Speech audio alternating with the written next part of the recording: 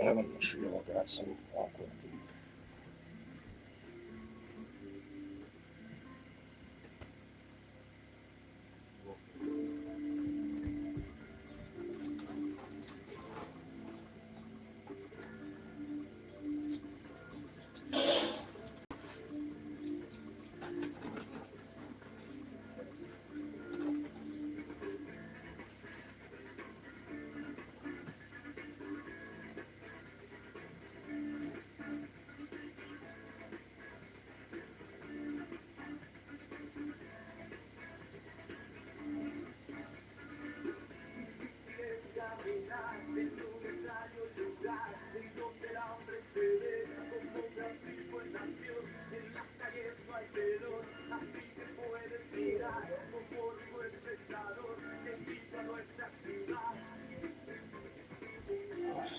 Thirsty doges. Ugh.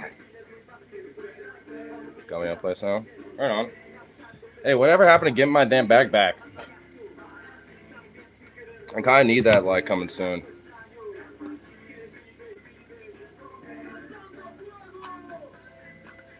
Because my trip is, I think, coming up in 2 days. So it'd very much be preferable if I had it by tomorrow.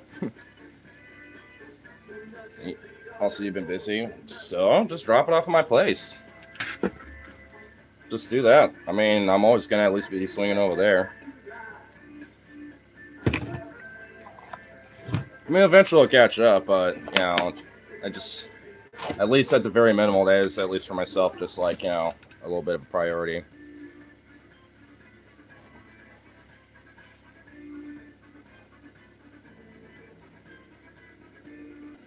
Oops. Accidentally clicked the button. I've also been busy with work. Well, I know that you've been busy too and shit, and you only just came back in town, for a couple days or however long. It's just that, before you go back, just that would definitely be very much, that would, at least, have it just dropped off. I mean, shit. I mean, like, what else I think? I mean, the only other thing, like, because I know at least, before I work, like, they don't want you to have, like, bags that aren't clear and see-through, which is understandable, so I can't just have it dropped off there. Because I asked about that. It's like, oh, I had a friend that was supposed to come by, drop a bag off for me for my trip, and he's like, oh, is it like a see-through bag? And I was like, no. He's like, well, he couldn't technically bring it, back here or anything. He's like, and I asked, like, not even in the office, and he's like, no. So I was like, well, I guess I'm glad he didn't, because then you would have wasted your time, and then you would have to have dropped off at my house. So at this point, I just do that. I might be free enough tomorrow, and Saturday is, kind of up until about like 8 o'clock when I have to dip. But even then, I'm gonna be getting ready and all that shit right now. Hello from Indonesia. Hello. Live in OC. You're living down there now? Oh, at least it's closer, I guess. But, and I mean, I guess that's closer, so then I can still pick it up or something. Just, we'll text about it or something, like tomorrow or some shit, and get a time to link up.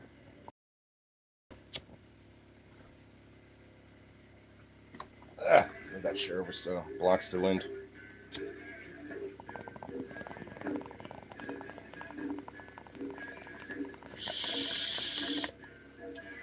How about your Rabbit's big house too? Nice. So I guess, living out in Aberdeen, saving up a little money, ended up working out. There's some good shit.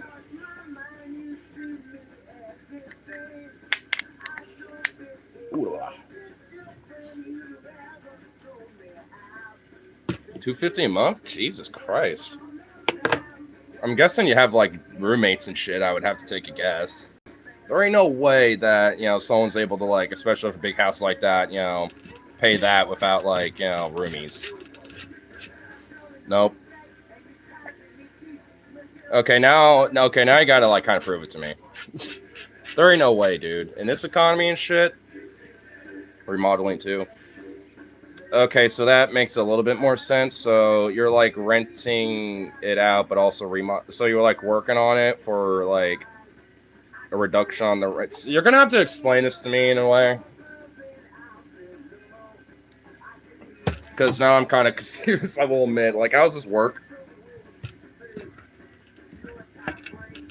Beto. Oh, you've been a little rambunctious and a little bit of a rapscallion today. Hey, not. Oh, ooh, I just popped your shoulder there, buddy. Friendly rent to own. Oh, it's a rent to own, huh? Well, still, it still seems like, for that price. I mean, I feel like there's caveats within that. You know what I mean? Like, why? Like, I feel like there's a catch with something like that.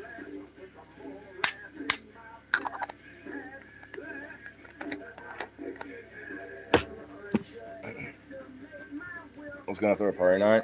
Right on. Turn that down a bit. They ignore juice you. Well, I'll juice you back there, sir. What's up?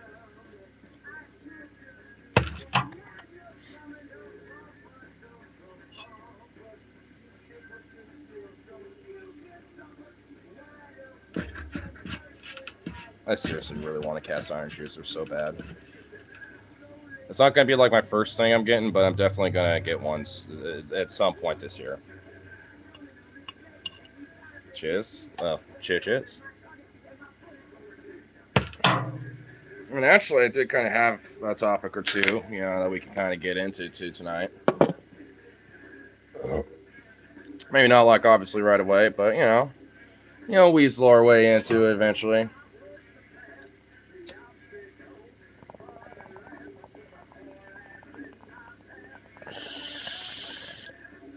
Frankly, I'm honestly not even really, like in any rush to fucking, get too deep into it yet. 6-pack day of hams.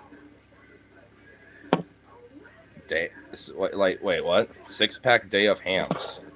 I know you mean like the hams beer, but like with 6-pack day of what? What do you mean, like 6-pack a day?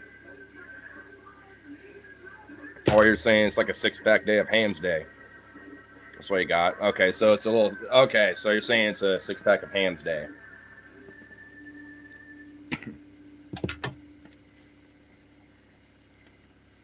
That's why I have 6-pack day. 6-pack day. Is it like National 6-pack Day or something? Am I missing something here? I feel like I am.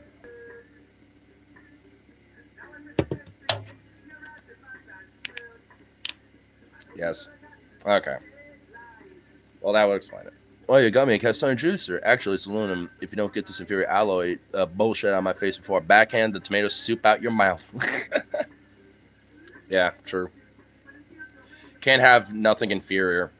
You always gotta, if you're gonna do a juicer like that, you gotta go for the old school, like, good shit.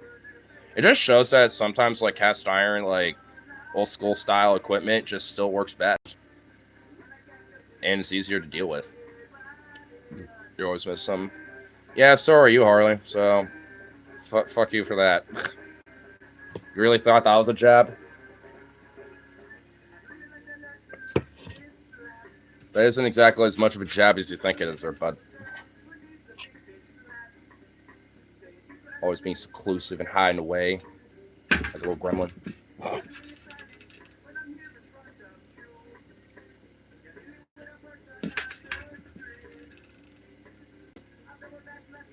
Would Tony Stark have sounded nearly as cool if he called himself Illumina Man? Fuck no. Well, of course not.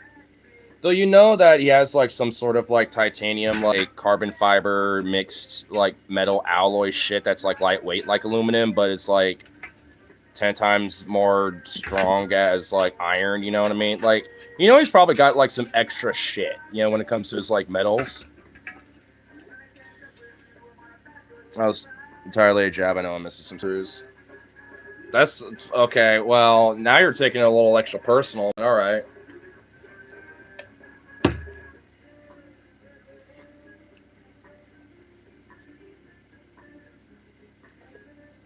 Beto.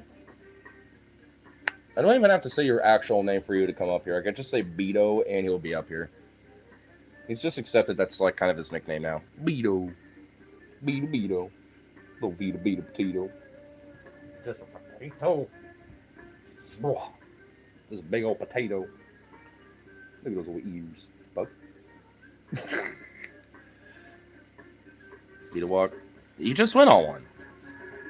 I just dead ass just came back walking them. Jazzy still you're active still? You really want me to play with you right now? You're just scheduled for work. Not yet. Like I'm still really kind of like in training and shit, so I'm not really set up in their system. So it's really kind of like an on-call kind of thing right now. Like I hit him up a couple different times today, about like maybe coming in tonight or something, and just never hit me up. So yeah, I was like, all right.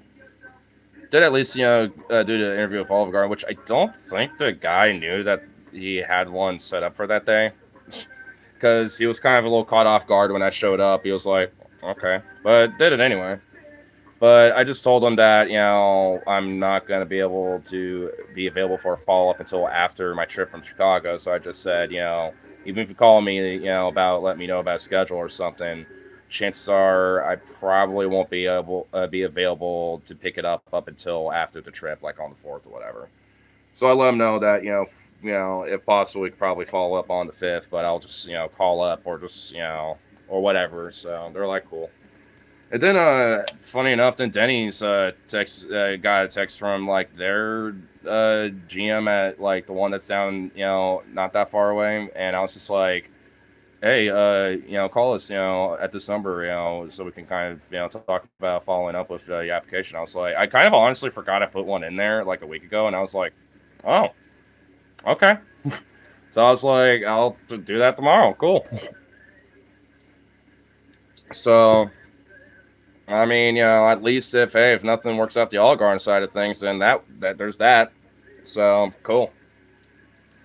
Seems like all in all things are working out, and it seems like I still have like the job that I have right now. It's just the GM is a little laissez-faire and hard to kind of like reach out to, because like even I've asked the other coworkers about like if I had to ask questions to him specifically, is it easy to reach out to him? They're just like, no, like you kind of have to have him be here to kind of like ask him questions and stuff like that, and after that you're just kind of hope he gets back to you, and I'm like, oh, I mean, great, nice. Not really, but so yeah, he never got back to me today, which I mean, he did say, like, when I first had an interview with him, and when he first hit me up again about coming in for training and stuff, that was really like, oh, I'll hit you up, like, later tonight or the next day. It was really, like, over the weekend, and then he'd hit me up. And it's like, so, I think I, still got it. It's just more about, like, them put me in the system eventually after I finish training and shit, and just... If anything, it's just good that I'm at least hitting them up and be like, hey, you want me to come in and blah, blah, blah. All this other shit, so I was just like, showing at least incentive that I'm like still wanting to, work there.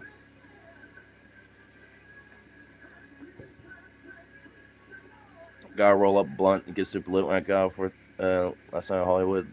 Gotta celebrate. Hell yeah, dude. Denny's over by the mall. Yeah, I'm pretty sure. Buddy's moment of sleep. Yeah, you do that too sometimes, and it's just like, bruh, nudge him awake. Be like, quit snoring.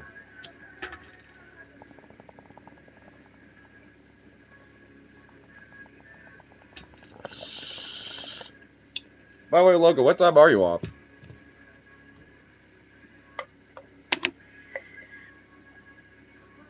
Well, wet dreams. Wait. He gets those? Oh my god. But how would that like wake him up? Like how? Well, how like waking him up cause that? Like if you wake up, oh wait, because he's gonna have. Oh god.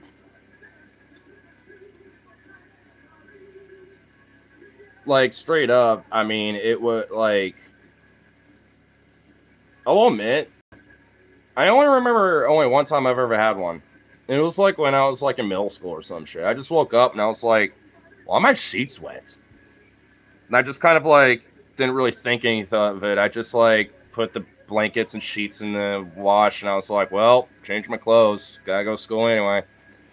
I just kind of like changed out, did a quick shower, just went to school. But I just was kind of like, huh. I know what it was, but never had one before. Well, that kind of sucked. I have to kind of do this really quick before going to school. Lame.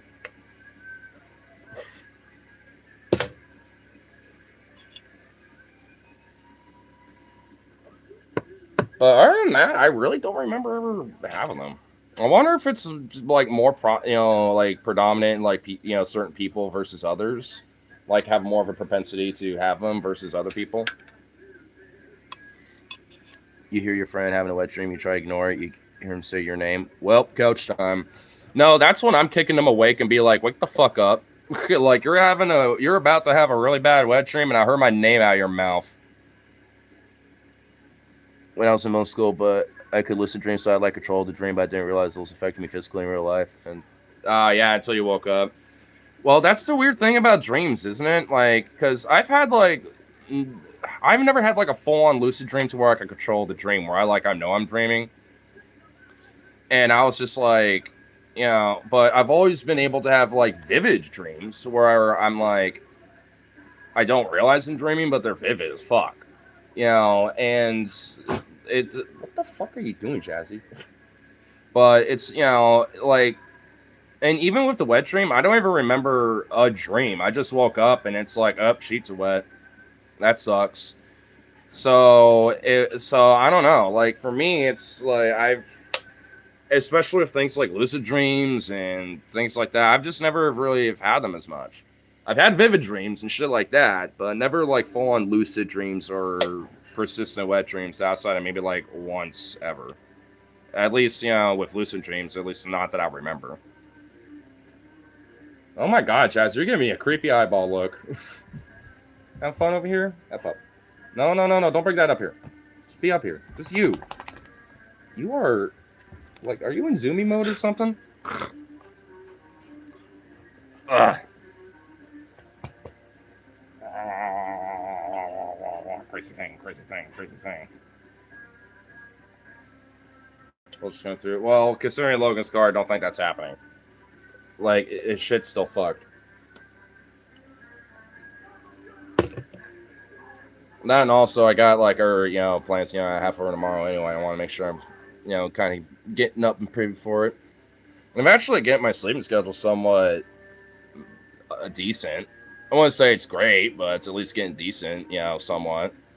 So I'm like, all right, if I kind of keep this up, then she aight. I've ever had a little wet dream. Once I dreamed I was stranded in the middle of the ocean, like on a really small island or some kind of raft, super fucked up. Like a wet dream, like an ocean style dream.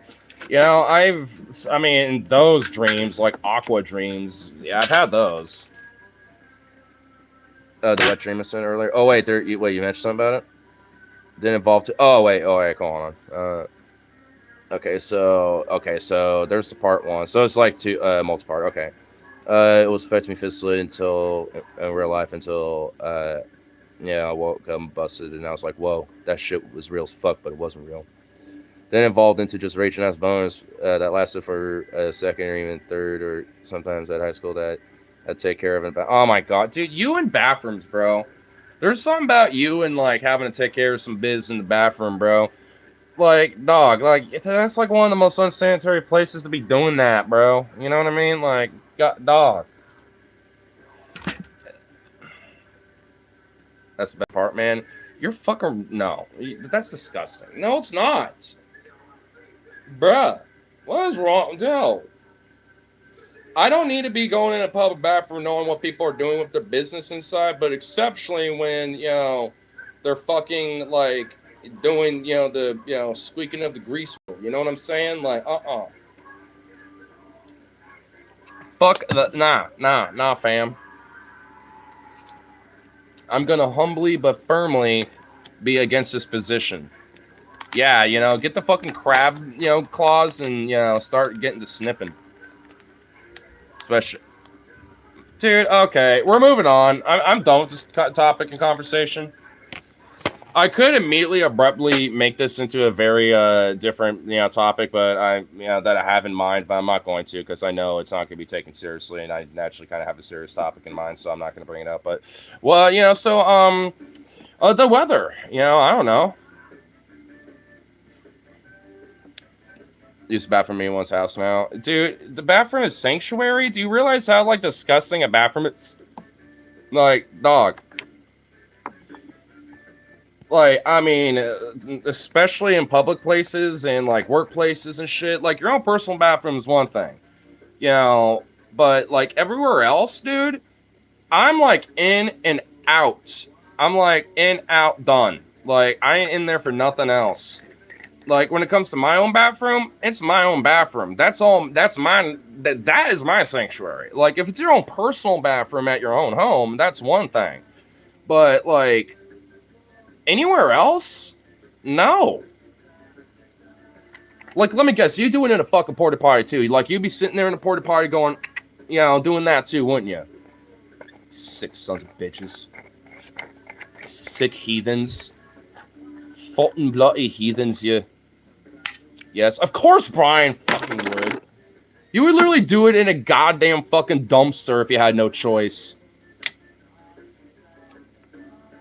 Been there, done that. Of course. I'm not shocked at all. Like I said, if you had to, like, flip open a dumpster bin and just hide in there and, like, crouch that, done that too. Oh my fucking god. The actual unironic degeneracy of this man. You know, when it comes to being out in public and doing something like that, the closest I've ever done to is, like, it's in the forest or, like, in one of those, like, natural, like, preserves or whatever, and you're, like, kind of deep in the shrubs, like, well far off in the beaten path where no one can really fucking see you. Have you done it behind bars?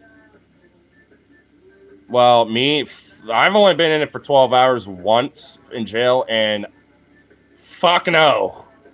That wasn't even a thought process on my mind when I was in that shit. But for Brian, no, I don't think so. I don't fucking know. He's told me the times he's been in jail, like, and I don't, at least as far as I know, I don't think any of that came into the equation. When I was in a detention center.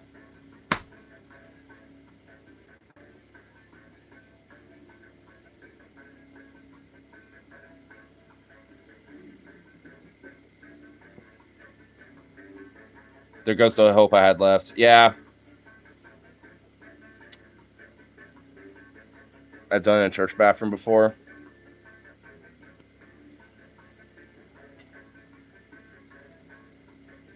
That one, at least, you know, you're, you know, defiling the house of the Lord. So I can't really get at you for that.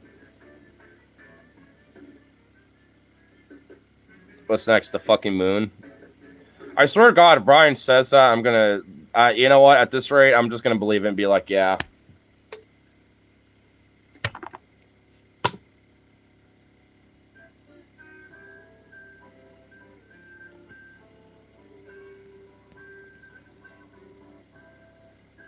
I think I missed a comment up here.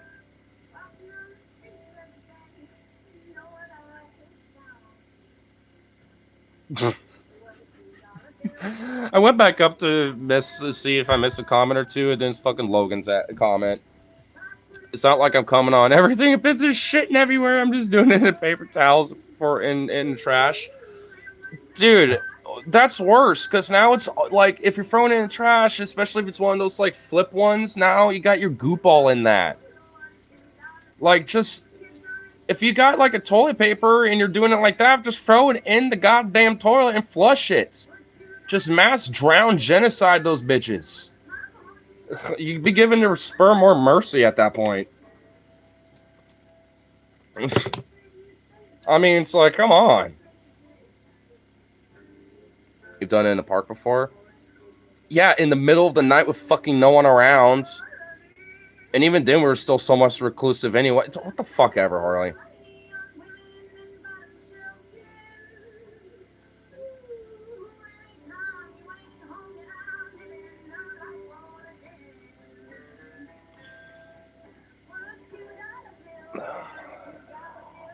It's just like, why are we talking about this? Why? You're all fucking mods, so I can't really do anything about y'all. Fucking bastards. Also in a Walmart parking lot. Bro, do you got like a public like exhibitionism thing or something where you just need to do it everywhere and anywhere and hope you don't get caught? Wink, nudge, nudge. You got something there? Yes. Why? This has started to actually explain a lot now. Would you like to engage in a topic of discussion? Inshallah, by the grace of Allah, yes. For this is haram. I'm Muslim now. Yeah, I just literally converted to Islam. Inshallah, Allah Akbar.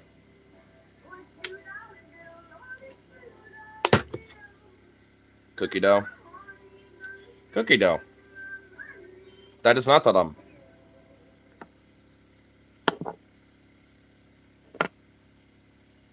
These damn infidels. You're the one who's, spanking bank in the damn bathroom, too. You're a part of this equation of me, converting to Islam now, inshallah. Haram. Ich commit al-jihad against thee. Both against haram.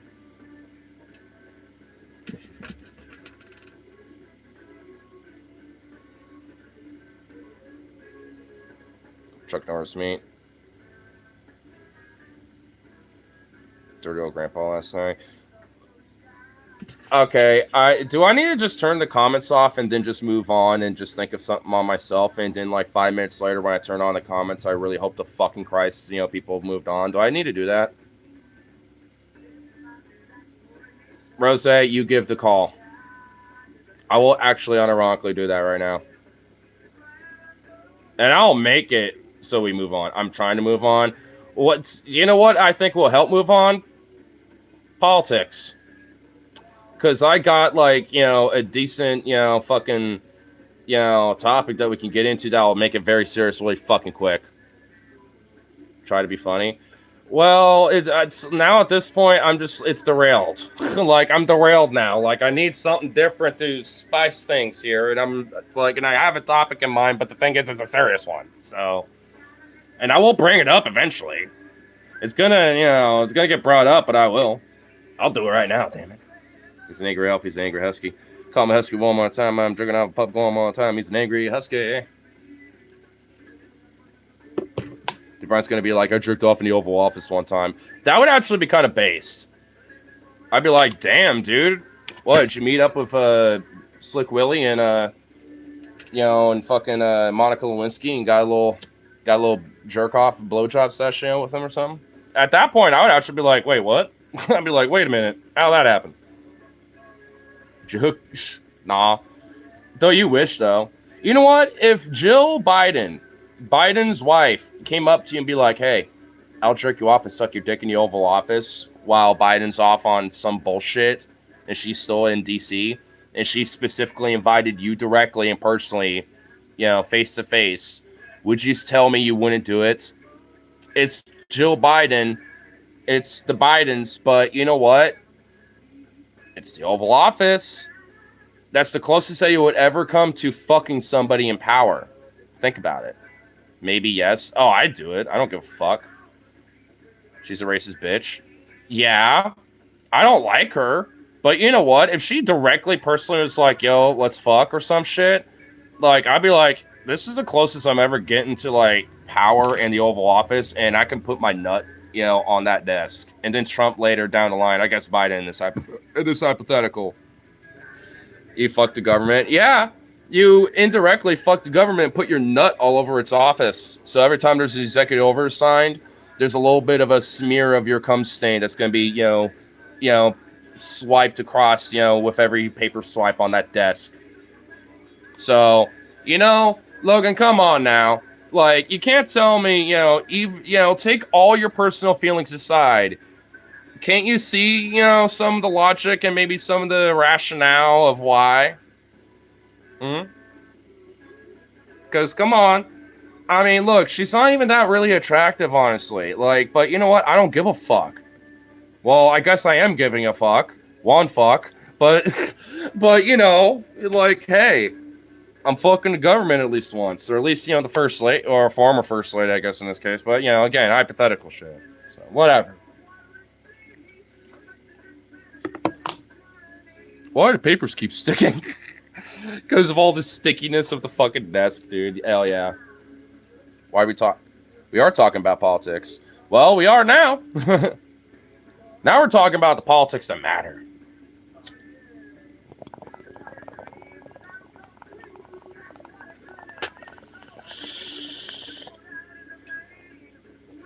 Just took me getting in there to put like a little log up people's asses to really get them started.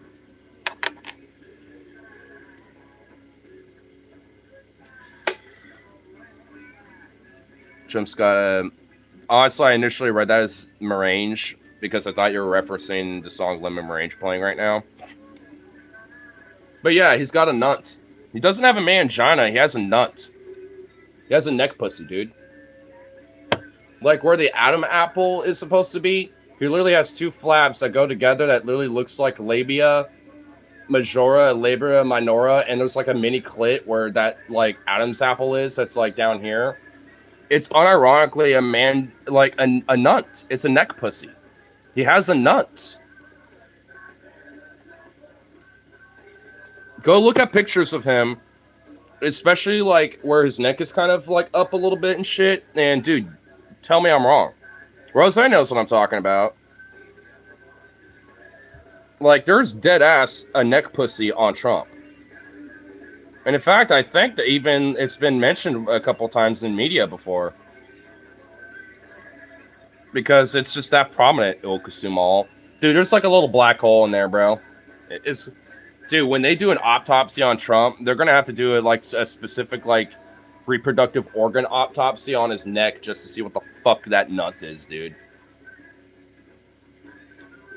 Dead ass, I'm actually going to be kind of curious about what the fuck his autopsy is going to look like once he passes. The problem is that they're not going to be honest with it, and we're not going to know. We're just going to hope that the next presidency or a future presidency declassifies all that information for us. I think Trump's going to die soon, but what if he just sheds his skin and is a reptile, like a reptile or a crab? Or like a lobster? Oh, God, yeah, like he dies, but he's actually just shedding. And he just, oh my fucking God.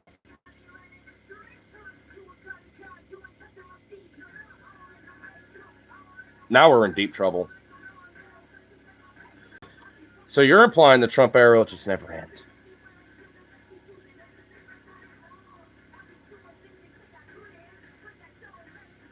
Oh, Lord, God help us all. I don't know, help us all.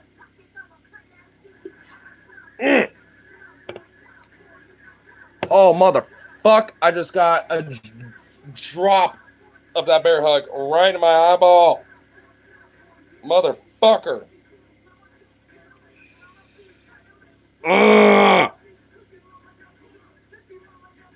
Ah. That hurt. Fuck.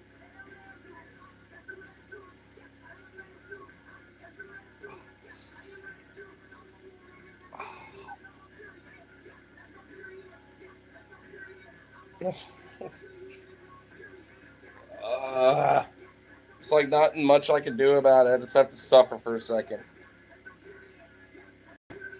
Alright. Oh my God, that was painful. Like Mr. Krabs and I want SpongeBob episode where Mr. Krabs trying to impress his Navy buddies.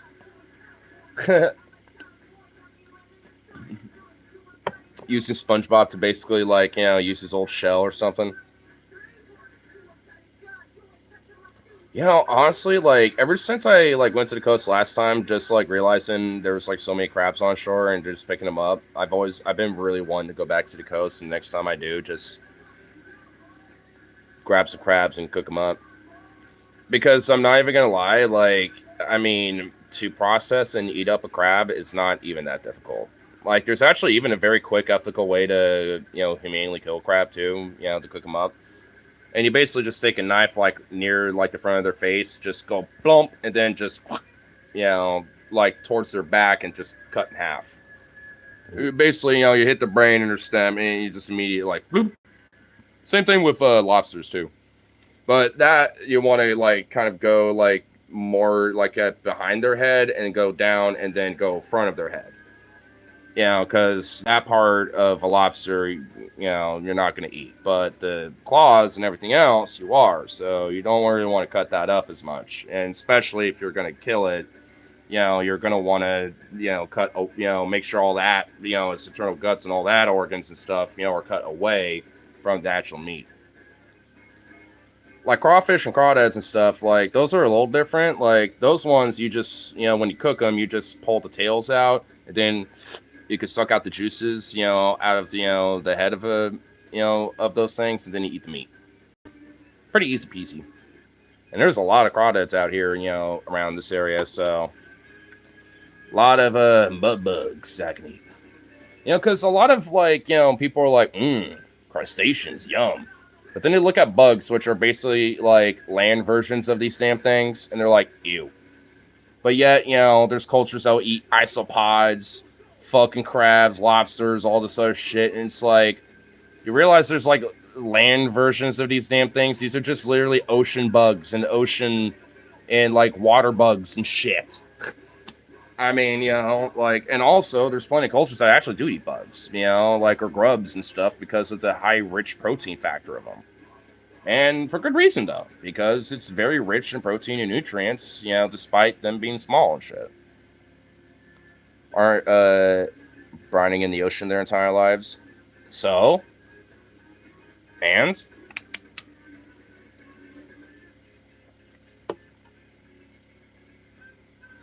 there's soft shell crabs where they don't have the shells. Well, no, soft shell crabs, they do have the shells, but they're freshly shed. Like you wait for the crab to shed, and then like shortly after they shed, and it literally has to be like right after they shed, you grab them. And then you harvest them and eat them. But like that's a soft shell. Like they have a shell, but it's just after they shed, so it hasn't hardened to actually be like a hard shell anymore. It's you haven't it's died before it can complete that process. So if you catch it just after it shed its old shell, then its shell's going to be soft to where it's going to be squishy and very vulnerable, and then that's where it's very easy to get the soft shell. Wow, I can't wait to get a new shell. Gotcha, bitch. Ha! Gotcha, bitch. Yep. Exactly. Salt. Well, that's why you just boil up, enough seawater and sea salt, or, just ocean water to the point where you just get a lot of that salt base. And then when, you're cooking up, like a bug or a crawdad or something like that, you use that salt.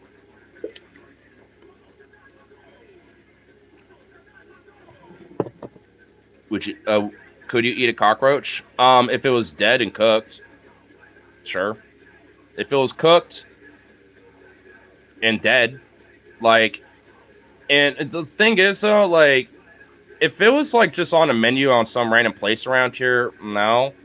But if I had to, or it's actually like a little snack or delicacy in culture in some place I'm traveling to and visiting, and shit like that, then sure. Or if I legit unironically had to for survival. Because I'm like lost in the wilderness and I had to kill it to fucking survive because at least it's a rich source of protein. Your palate's braver than mine. Dude, I've eaten fermented shark before. And horse. And also growing up at, when I was doing the Boys and Girls Club shit, I unironically would fucking like eat little bugs in the fucking garden, that they had. and other shit. Like, dude, I'm a fucking weirdo, okay? I'm not even joking. I'm a little bit of a fucking weirdo on that front. I mean, I guess the weirdo part is, not really new, but at least for that, that definitely is a little exceptional. I don't do that anymore, by the way, but that was the thing that I did. It's not that weird, except maybe the bug thing. Well,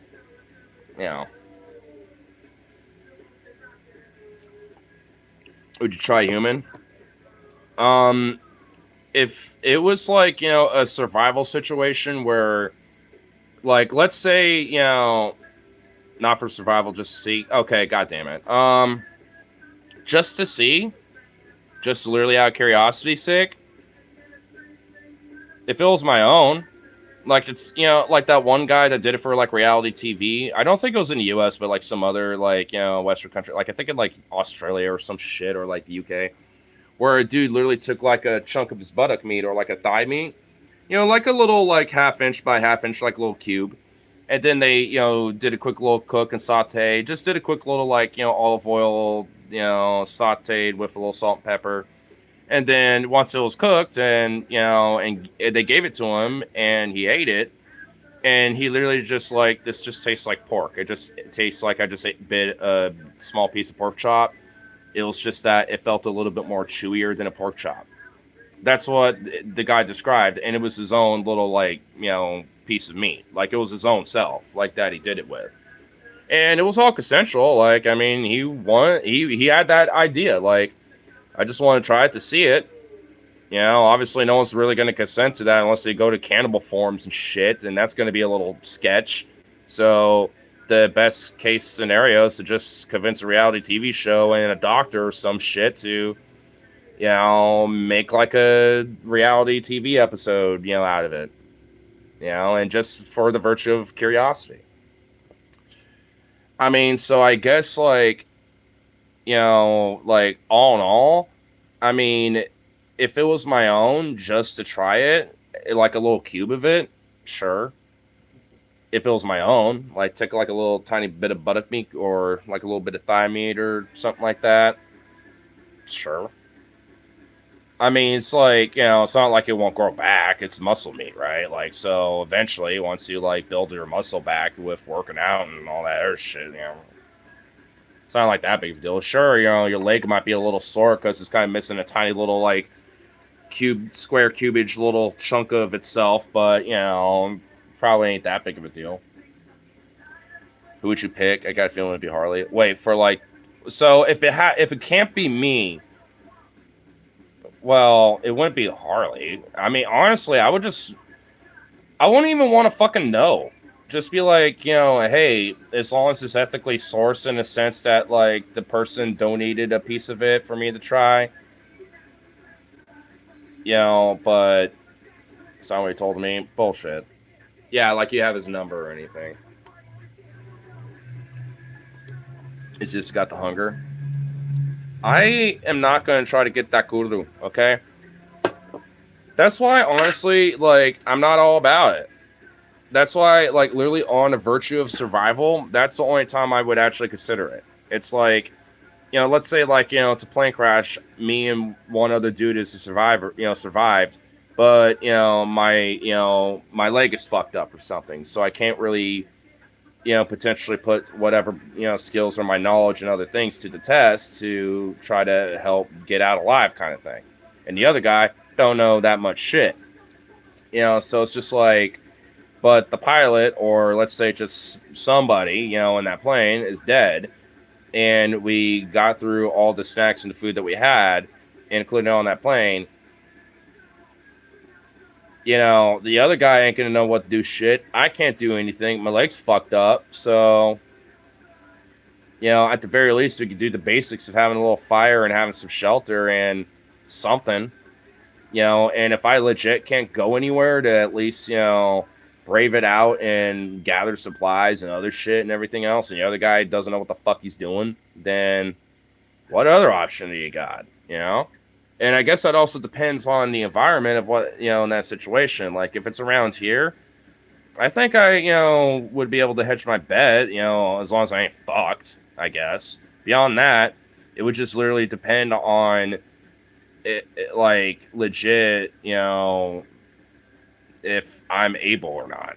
Like I'm able-bodied. Because if I'm not, then I would have to resort to something like that potentially because it's just there. They would dry out the meat and preserve it. I would just cook all of it and just have a constant set of coals, like a slow, like like one of those slow cookers, like a slow roast. I would just at least make the other able-bodied person be like, all right, set out a gigantic plank of just hot coals, and every now and then just put more coals there. And we're making a fat fire, and we're just gonna fuel that up. Just keep doing that, and and we're just gonna slow cook all this meat we harvested because that's honestly the only way to preserve it. At the very minimal, you're smoking the fuck out of it. So that would be the legit best way to do it at that point. Because at that rate, I mean, it's not going to be, able to get, a point to where it's going to get infected with anything or rot. You learned that town's only like 2 miles away from you. Well, I'm assuming the able-bodied person would at least, for the first day or two or a few. This is implying it's been a while. Like, I'm assuming, in the first few days, yeah, maybe there's a town a couple miles away. I'm assuming this fucking motherfucker that's able-bodied is able to go find out and figure that shit out. And if that's the case, I'm pretty sure that, our plane crash, would be discovered very fucking quickly anyway.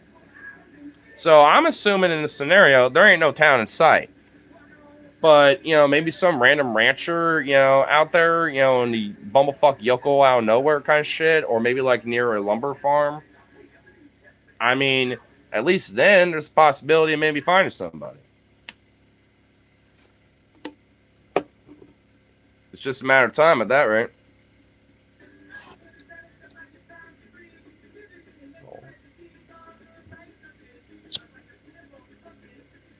And Oregon does got a lot of lumber farms, around here. So let's say even some some random hypothetical of like that, like chances are I could find like a stretch of land that is just a lumber farm and walk one way or the other, or just keep walking straight through that farm. At some point, I'm hitting civilization or somebody being like, what the fuck are you doing out here? And I'd be like, there's a plane crash out here. Can you get like authorities over here? And I can like mark a general coordinates and shit and give him a general gist of the area and all this other shit, blah, blah, blah. Like, I would just do that, like, I mean, because at a certain point, at least here in Oregon, like, there's not, like, outside of the national parks and a few other areas and shit, like, it's all, like, owned by somebody. Peanut butter is better cookie flavor than chocolate, but chocolate chip is better cookie dough.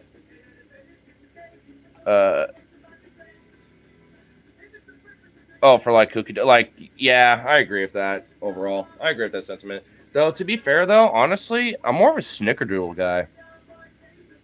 I mean, I love peanut butter cookies, but I'm more of a snickerdoodle guy. I'm a sucker for those things.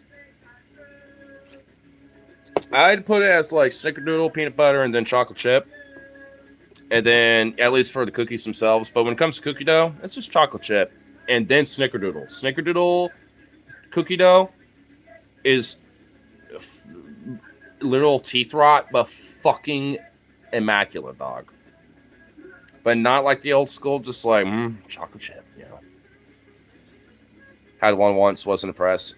Macaroons are overrated. Oh, yeah, I'm not a bit. They're alright. They're not the worst thing in the world, but they're alright.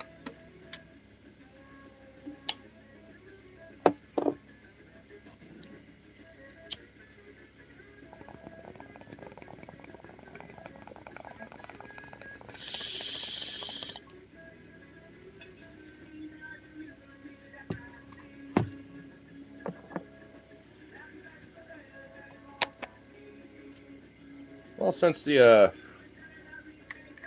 Gestas have left, I suppose, looks like. I actually was kind of curious, at least when it came to the politics thing I was kind of bringing up. Eventually, I want to kind of maybe, get rolling into talk, because I wanted to kind of, hear your thoughts about what happened in Minneapolis. I'm sure you've heard about it from yesterday. The, Catholic church shooting, whatever the fuck. We'll get into it quite yet, but I want to at least, talk a little about, because honestly, I was looking into it and reading up about it, and stuff, and I was just like, the things around it are not being represented in the way that they honestly should be. That's 100% for sure. But I'll get into it in a sec, though. I'll at least finish up this little cookie thing. I need to try that double layer cookie this year, where you put sugar cookie on regular cookie dough. Ooh, yeah. The ones with the Pillsbury holiday cookies. Yeah, dude. Oh, fuck yeah. That sounds amazing. Yeah, I heard. Yeah, I mean, I didn't really delve into it too much up until today. And honestly, just because, like, frankly, I just kind of do this with any major incident like this.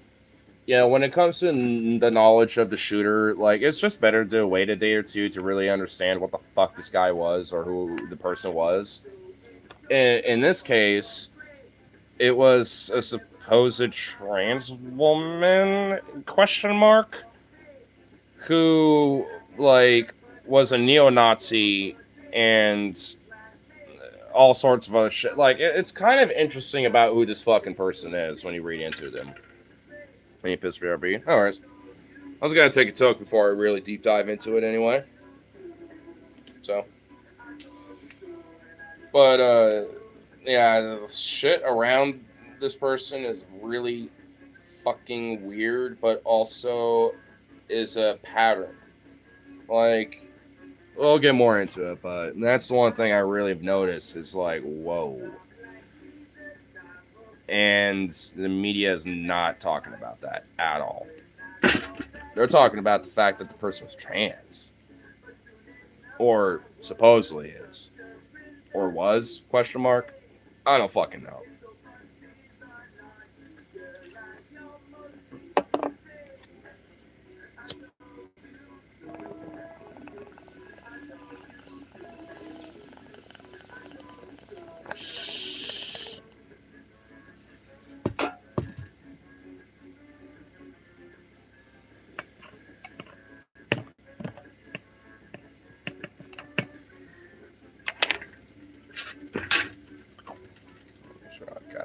Cleared out now.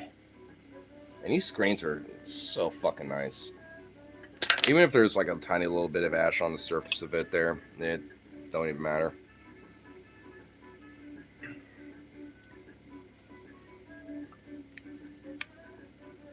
Just saying, still never had crap.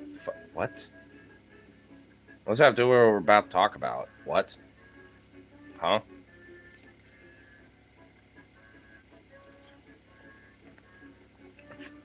What?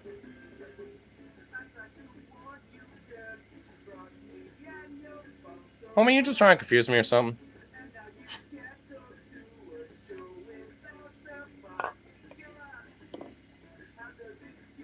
Oh, he is just out. So cute.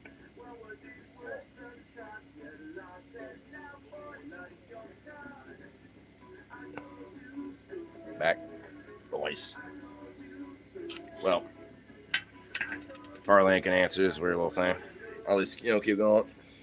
So, I don't know what you heard, Rose, but, like, at least when it came to this shooter, I forgot his name. Or, I guess, her name, questionably. It's all over the place from what I saw. It seemed to be the case that they were. Well, the thing is, I've deep dived a little bit about it today, checking out some different videos and a couple articles on it. It sounds like the person was, but then wasn't, but then kind of was by proxy, in the sense like, well, I don't feel like I'm trans, but I'm not a man. I just feel like I should biologically just be a woman. Like some weird cope where it's like, I hate that I'm trans, and I want, like, Nazis to lynch me and this and that kind of mentality, but at the same time, is like, they are, and they're trying to find a coping mechanism, around it, and it's just like, I don't know. And frankly, as far as I give a fuck, I don't really give a shit about, like, gendering, them right or wrong, like, because, what they did was just fucked. Here's something about detransitioning. From what I understand, I don't even really think they went for transitions at all. I just think they were identified as trans and then didn't want to because they just straight up wanted to be like a biological woman and shit. You think this person watched Blair White? Honestly, not even remotely close, bro. I think it's way worse than that. Because this person, I honestly even discovered some shit that I didn't even know was a thing because of this person. Have you ever heard of Telegram by chance? Because this person's affiliated with this Telegram group that is been, honestly, from what I've found out, is actually, affiliated with some of these other mass shootings that have happened not just in the U.S., but also other stochastic terrorist attacks in other parts of the fucking world, too, in other countries. Sounds familiar? Well, they're a very far-right, neo-Nazi, like, esoteric pagan, like, organization where they, they used to be a part of a neo-Nazi form called Iron March, who were the same dudes and same, guys, basically, for the most part. And, like, all in all, like, I mean, this person was affiliated with this shit. And also was tangentially affiliated with the organization Nine Angles, or the Order of Nine Angles, or the O9A, or the ONA. And they're like an esoteric pagan organization that is, flaunts around with neo-Nazism and like Wagner style, like racial nationalism shit, or like racial paganism nationalism. And also have been very heavily affiliated with a lot of stochastic terrorist, attacks, not just when it comes to different school shootings and other shootings here in the United States, when it comes to these far-right attacks, but also around the world too. And I think there's also, from my understanding, a fucking large overlap. And because of the radicalization of this person being a far-right Nazi, is basically, and also being trans and recognizing that about themselves, like it creates this very mentally unwell qualm and conundrum to where it's just like, what the fuck do you kind of expect at that rate when someone like this? And you want to know the headline that the New York Post, put out about this shit? Transgender maniac, shoots up a, Catholic school, in a bitter age or some shit like that. It's like, they're just, go on all in on the trans narrative, not the fact that this person is a far-right neo-Nazi, psychotic, stochastic terrorist, mass shooting worshiper. Like, because, on the different magazines and different things, on his gun and shit that they had, like, it was, like, literally, like, shit, like, where's your God now? Ha, ha, ha. Fart N-word. Hitler was right. Fucking, Anders Breivik, Jason Kleepold, like, other names of other mass shooters and shit. The Christchurch shooter's name from New Zealand, who was also affiliated with Telegram and the fucking Iron March, neo-Nazi, fucking stochastic terrorist forms and organization and shit. So there's a fucking legit commonality and a pattern when it comes to these fucking mass shootings. And honestly, I've been saying it for a while. It's especially when it comes to the United States. It's not the fucking guns. It's the fact that you got this fucking shit going on and there's nothing being done to address this shit. And it's the accessibility of the firearms is another part of it, but that isn't inherently just, like a left-right issue. But, I mean, this is a major role as to how, these motherfuckers can easily enact on these fucking, actions and these, acts of terror because of the accessibility of that shit. So that has to be addressed. And, also, it's just like, like the crisis of our mental health in this fucking country, the lack of education, the rise of bigotry and racism and just straight out fucking fascism and Nazism. Like, I mean, you don't think all this is playing a fucking role as to why there's this fucking pattern with these organizations that are just straight up terrorist organizations, even in the United States? but yet are, funny enough, not even being talked about that much. I just found out about, these organizations today and realizing the pattern around it. I'm just like, oh, it's like, whoa. So it's not just some mental health crisis shit. That's a major role in it for sure. But it's being exploited by fucking Nazis and these far-right fascists trying to push this weird esoteric, like, pagan Nazi shit. Like, it's actually kind of fucking really creepy and fucking disturbing when you kind of start looking into it. Like, when I started deep diving about it. Again, I just only started finding out about this because if that person had ties to this shit, who just did that shit in Minneapolis, and there's been other shooters, as well, some not as known, some more known, either globally or in this country because of these same organizations. It's like, how much of a pattern really is there? And honestly, it just seems like, hey, if there's like a rhythm going on, it just only is a scientific good assumption to think, hey, if there's a pattern going on here, it's safe to assume that there's something causing this pattern. And at least in this case, we ought to address that, should we? Especially considering this is like the second mass shooting by a trans person ever, at least in the United States. And the first time was, under similar circumstances. Not really over far-right Nazi shit, but under similar circumstances when it comes to internet radicalization. When it comes to the extreme shit, not just being radicalized by, like, politics, but just radicalized by the internet with the extreme wild shit that can, proliferate, on the internet. Beyond that. It's just like, I mean, so obviously there's a really major fucking problem there. And especially when it comes to mental health and really the lack thereof of that care and broader healthcare to just people broadly, and including this like rise of bigotry that's happening in this country, including, to very specific demographics, as much as people don't want to fucking say that, when it comes to like, immigrants, black people, trans people, just queer people broadly now, because now they're trying to go after gay marriage and shit. It's like, I mean, yeah, like, I mean, the exploitation of all this, by the far right, for their ulterior, awful, savage means of trying to do stochastic terrorism to incite whatever the fuck, like, it seems like there's different motives as to why, and a lot of it is to incite, like, martial law, a race war, like inciting like the Jews to like, really show themselves off to the people and blah, blah, blah. So then they could finally be wiped out once and for all. Weird, wild shit. It just goes all over the place. There seems like to be various different motives depending on the like little faction of who you talk to in this broader movement of people.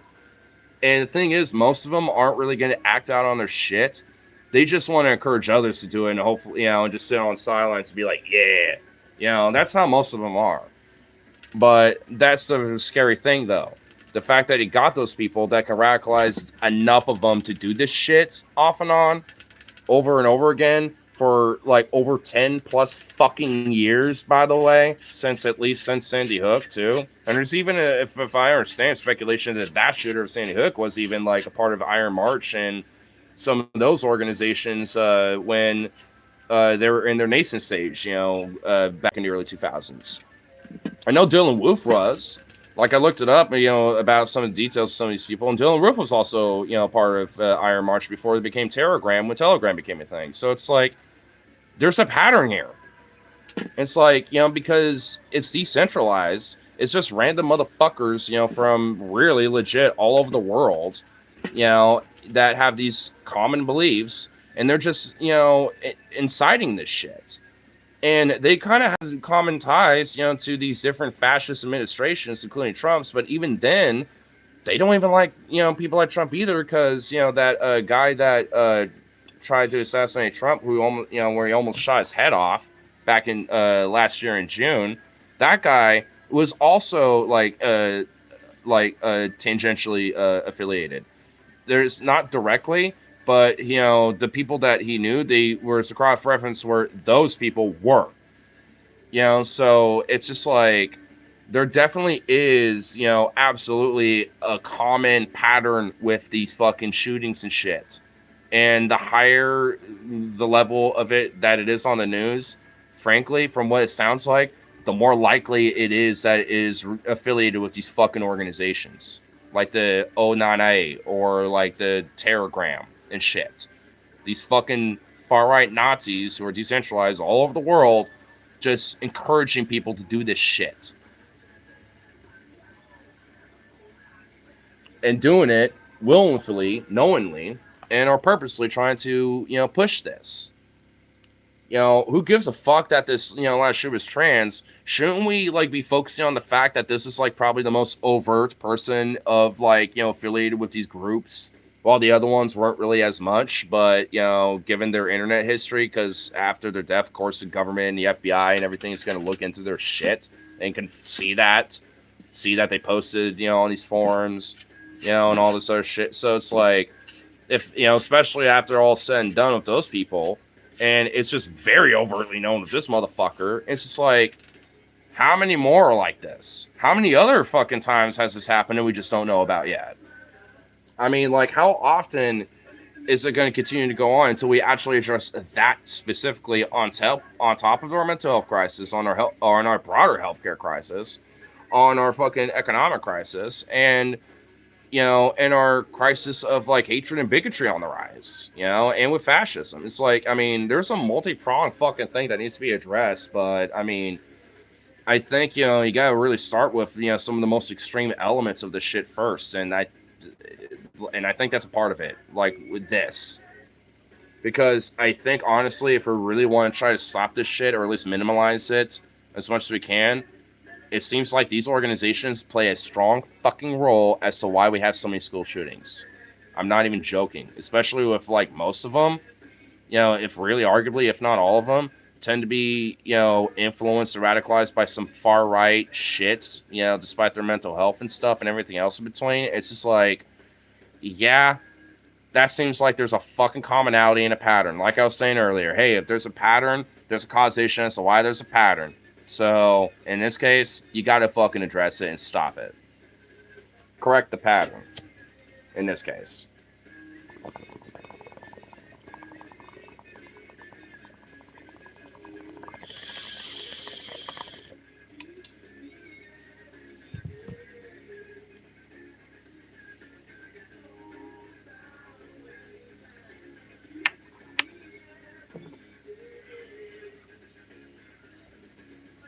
Here's the main problem with that. Take the guns away besides logistics. Put simply, while it'll be undeniably diminished violence, who will really be near our land causing these acts under the rug. Yeah, you're just going to replace the weapon.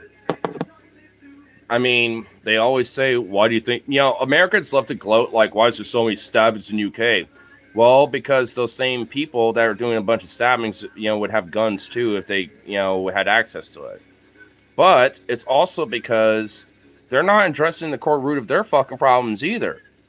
You know, yeah, maybe it's extremely hard to get a gun, but, you know, the core root of the problem, you know, socioeconomic conditions ain't not much different. In fact, arguably can be worse in certain circumstances, depending on where you are in England, you know, versus the U.S.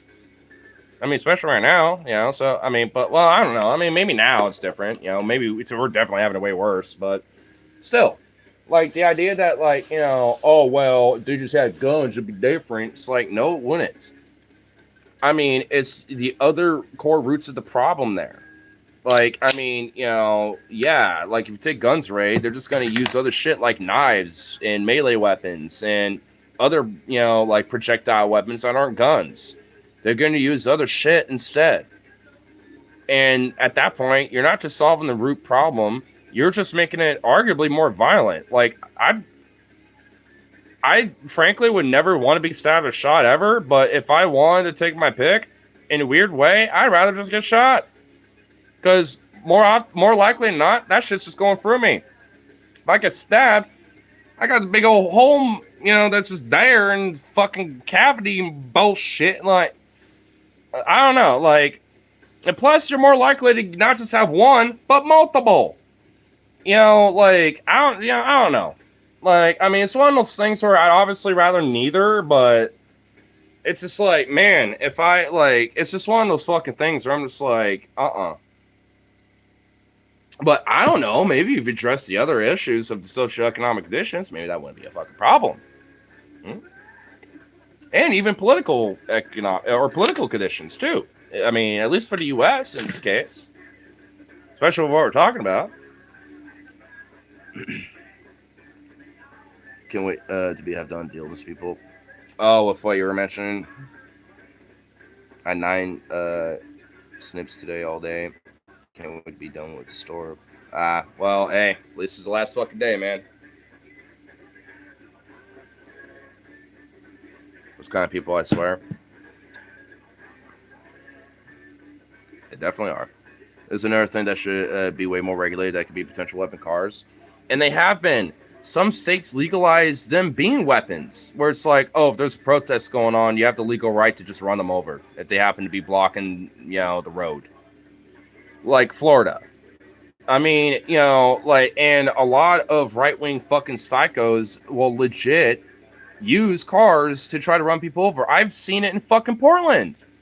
I've literally seen it and streamed it once, being like, what the holy fuck?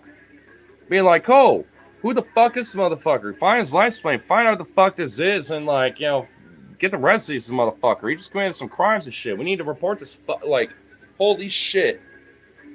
It was fucking wild shit, bruh. And that was also the same night where, I got fucking punched and jumped out of, nowhere out of some crazy-ass motherfuckers. And that night was fucking insane. It was just fucking wild, bro. After that happened, it was just literally nothing but pure fucking chaos.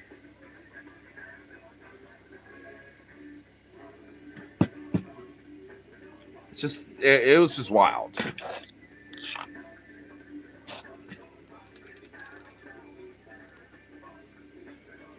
Lunch in the sun. I mean, there's reminded of the films when they don't pay their drivers. Yeah, I'm assuming drivers pay wage stuff. Yeah, that's why it's just these conditions need to change. I mean, even though what started the topic is mostly about the shooter in Minneapolis and the conditions of what's causing this pattern with that, but I mean it's a part of a broader issue with from big shit like that to not benign, but to the scale of on the level of what's happening nationally on the benign levels of this shit is just, it's getting to the point where whether for work people that have been fucked, people that are just exploitative and just selfish shits, people that are trying but just need the handout and just don't know better, whatever the fuck. It's we're in a position where it's a fulcrum. I mean, and unless something gives, it's gonna legitimately be kind of bad. But luckily, I mean, despite I guess kind of the red alert little kind of topic bringing up, it's not all for naught though, because there's definitely a lot of genuine really good positive things to look forward to as it stands right now. But I mean, every now and then it's fuck this shit, because it's damn, it's tough. But I mean, especially even with my circumstances now, and with how even despite shit, I do really have an optimism of there are more people than not that are aware of this. I just don't think they necessarily know better quite yet, but that's why it's on the onus of people that do to really try to kind of point them in the right direction, to be hey, let's get radical. Let's go out there and fucking fuck some shit up, a little bit, good trouble, not fuck shit up in the sense of literally tear it all down, though. To be fair, I wouldn't necessarily be personally against that either. But I mean, at least figuratively, not literally. You don't have to tear the actual foundations of every building or some shit, but still, I if we can at least get people pointed in this direction, especially if the more that people get angry at the system, especially when it's just more unanswered bullshit. I mean, because honestly, to bring it back to that shit that happened in Minneapolis, the fucking mayor and the goddamn chief of police in Minneapolis were like, the unthinkable happened. And this very tragic thing, was just so unfortunate. We need to have thoughts, prayers in the community, and blah, blah, blah. And it's just like, shut the fuck up. Like, enough of this garbage of this bullshit. Like, it's not unthinkable. What's unthinkable is the fact you bitches keep doing this shit. That's unthinkable. Like, this is a constant problem. And in fact, there's a lot of underlying problems that aren't even being fucking talked about when it comes to these issues. There's a lot of other, broader, just blatant, issues that need to be discussed that are kind of like mental health shit, accessibility of firearms, other shit. But there's definitely other underlying things. There has just been the constant over what, like 10, 15, what, like practically 20 fucking years of this shit? With fucking what? Nothing? Outside of maybe some state laws changing here and there, and even then it does fuck all. So, like, what the fuck really has been done? Like, the unthinkable is the fact that we haven't actually properly addressed this in a really genuine, meaningful fucking way that's actually, thought about with intelligent fucking adults. I mean, that's the fucking unthinkable bullshit. And my thoughts and prayers go into fucking, actually having a country that can at least address it in that fucking way. I mean, dead ass. I mean, because, like, I'm done with the thoughts and prayers bullshit. And in fact, that's just nothing more than a deflection as far as I give a fuck, because that's literally all it is. Let's deflect and not really solve the issue because it might help with a campaign, for re-election later down the line and blah, blah, blah. And the Republicans will make a campaign out of it, and I will too. I mean, it literally is just uniparty bullshit. It's just, a way to galvanize fucking people to just, like, do political divide shit, not really solve the fucking issues. And when you got, like, Terragram, the Iron March, fucking affiliates, and then the fucking, like, these other neo-Nazi, affiliates, and the Order of the Nine Angles, these weird, like, pagan, satanic, neo-Nazi, esoteric fucks, that are also affiliated, like, that's a really serious underlying issue that absolutely needs to be fucking talked about. And, like I said, didn't know the affiliation between that shit up until today. I knew about the Order of the Nine Angles, but I didn't realize, like, how violent and stochastically terroristic they actually really truly are. I knew they were advocates of some shit like this, but I just thought they were just some minority little niche fucking thing, but they're not.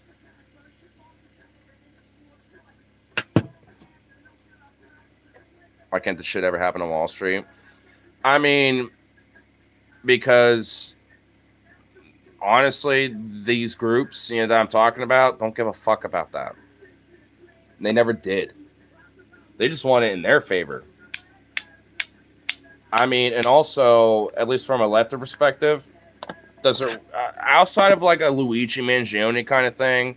I mean, like, I guess maybe there's arguably a sense of where the tides can change to an extent, but like, let's just be honest. Like, when it comes to media, when it comes to manufacturing consent, when it comes to the left, or at least a more left-based act, when it comes to this type of shit, it's one of those things where it gets demonized way fucking more than the more right element of these type of things.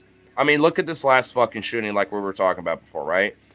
The main primary focus is that it was a trans person that was doing the shooting. And arguably, I don't even know if that's really ultimately true because they were so mind-fucked with their gender identity. They literally like, well, I'm not a man, but I guess I am. But I just biologically wish I was a woman, but I'm not. So, but I can't be a woman as a man. So, like, they were just so mind-fucked with it all. Like, honestly, I don't even know. And frankly, I don't give a fuck enough to really ultimately respect their gender identity given what they did anyway, so I don't give a fuck.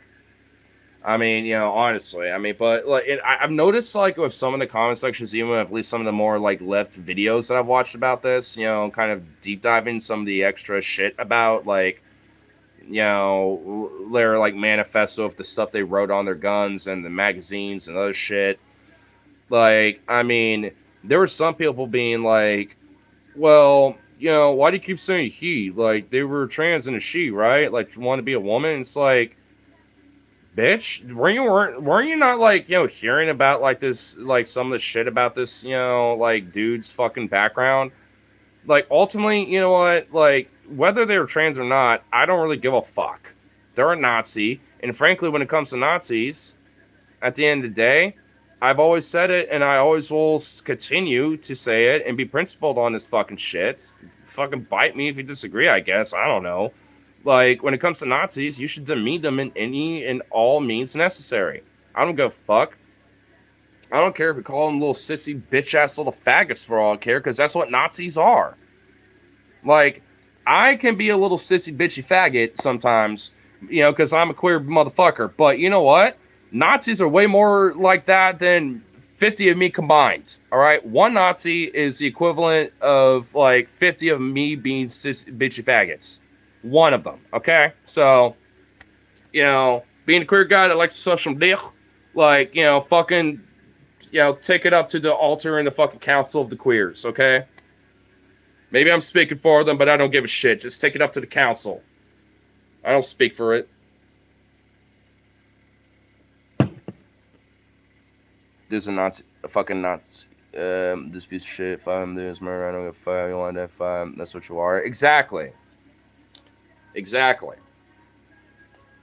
I mean, honestly, especially when it comes to these far right pieces of shit, isn't it like, isn't it, especially with how transphobic and how like queerphobic they are, wouldn't you want to really egg it on them? Like you got this big buff, like Nazi bitch ass fuckball, be like, well, hey girl, look at this cute little drag queen fag. Like, just fuck with them. Like, I, as a part of the queer community, give full endorsement to do shit like that. I don't give a fuck. Treat them like the little sissy fags that they are. I don't care. You know what I mean? Like, as a queer little sissy fag myself, not always, but, but still, like, you just fucking do it. I don't care. I love it. It just makes them mad. And especially when they want to try to do this, like, weird positive spin PR shit while throwing their swastikas and Sieg Heiling and being like, Sieg Heil, Trump, blah, blah, blah, and all this other bullshit, out in the streets and everyone's fucking on them. What's the harm of, a few people doing that on top of everything else? Because they can't do shit. As soon as they start, walloping on somebody, like, literally the entire neighborhood and pretty much, like, half of the community within a 5-mile radius is going to show up and beat their asses and whoop them up, something fucking fierce. As they ought to deserve. So, like, fucking, like, as the Den Kennedys once said, Nazi punks, fuck off. Go hide in the goddamn sewers where you fucking belong, you worthless pieces of scum. Actual unironic, subhuman, weird fucking trash. Fucking homunculus, weirdly trying to hybridize with our fucking species and run among us, you fucking muck. Ugh. And I wish these motherfuckers come on my stream sometimes. In a weird way, I kind of envy Phoebe for having all these vitriolic pieces of fucks and scum just, like, coming in there. And it's like, where's my share? I want a share of these fuckers. Because, oh my god, I would have a field day with these pieces of shit. I already do, being like a fucking Lewis gunner in the fucking trenches of World War I, being like, holding them off as a moderator, being like, bam, bam, bam, bam, bam, bam, bam, bam, bam, bam, bam, bam, bam, bam, bam, bam, your band. Oh shit, I gotta reload. All right, gonna do a comment on Phoebe's thing. All right, cool. All right, reload. Bam, just banning them all. It's like, man, I want it, dude.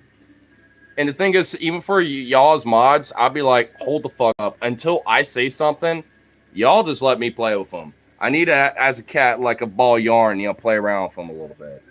I every now and then I have to remind him because I don't know what it is, but you know, whenever he happens to be on here, that's when it happens the most. And he always is like so quick on the trigger, and I'm like, hold up, I want them here. It's such a rarity, and I'm like, ooh, yay.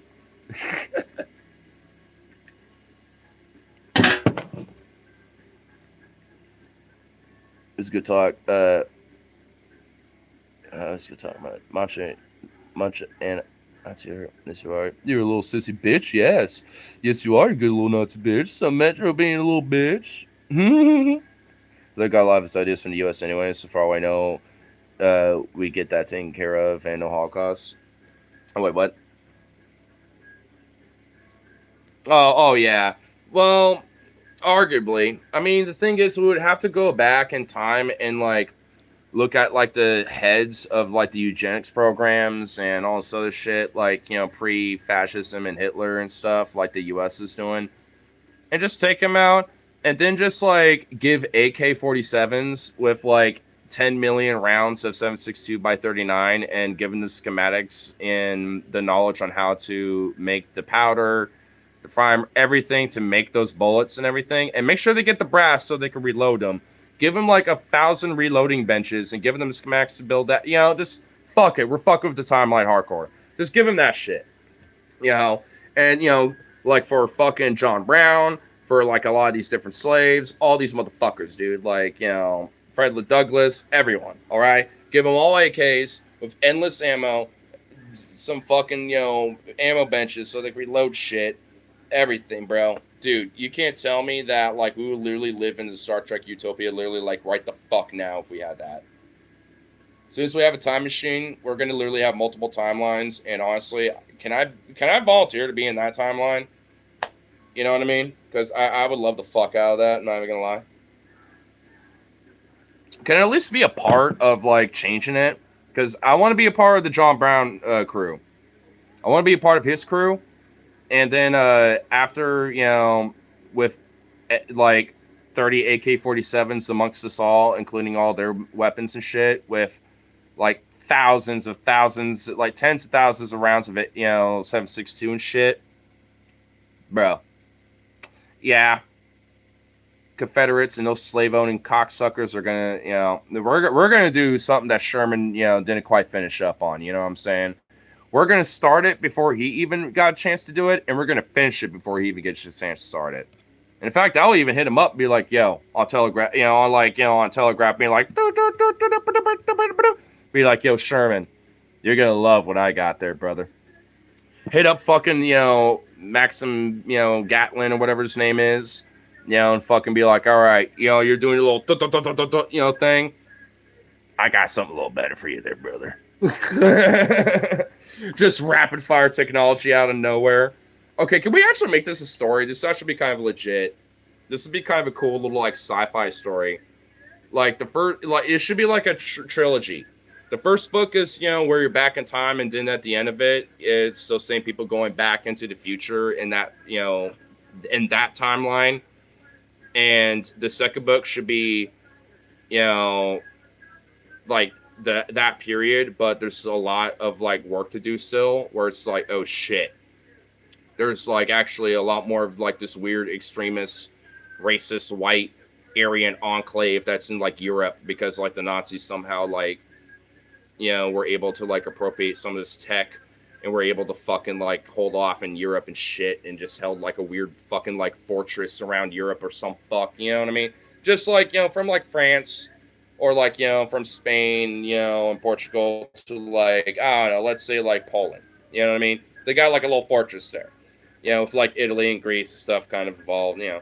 And then like everything else around them is just like the rest of the world, you know, like, and then the Soviets and shit in the U.S. are actually like very close allies, and the U.S. actually kind of like became a little socialist because of like people like John Brown and shit like that, you know what I mean? So if anything, like, you know, World War One doesn't necessarily happen, but well, I guess it does, but just in a way different way. But then like World War Two happens with her and stuff, but like, you know, I think honestly it would be a very interesting like alternate timeline, alt history, sci-fi blends, because then the third book could be in the future, where it's like, the early humans who are like now just unified but are still trying to figure shit out and just discovered a few other like, planets are now trying to colonize, and they're worried about factionalization, and then there is factionalization in the colony ships even before they get to these planets, and then once they get there, it's like some of the colonies figure shit out, or at least some of the colony ships do, and then some of them don't. And that one in itself could probably be like another trilogy of like those colonies and other shit, So I think this actually could be a legit, really awesome concept. I'm not even gonna fucking lie. Maybe I'm going a little too intense because I'm like thinking of like Civil War II like futuristic shit, but I mean, if we're thinking about like at least a future, maybe like I don't know, like let's just say for sci-fi silly gillies, 150, 140-ish years in the future, we discover like the ability to go back in time, and then we all, and the scientists and the volunteers and everyone are part of the program. And the people that are going to go back all agree that they want to go, like, just pre-Civil War, like the John Brown, like, around that area, that era.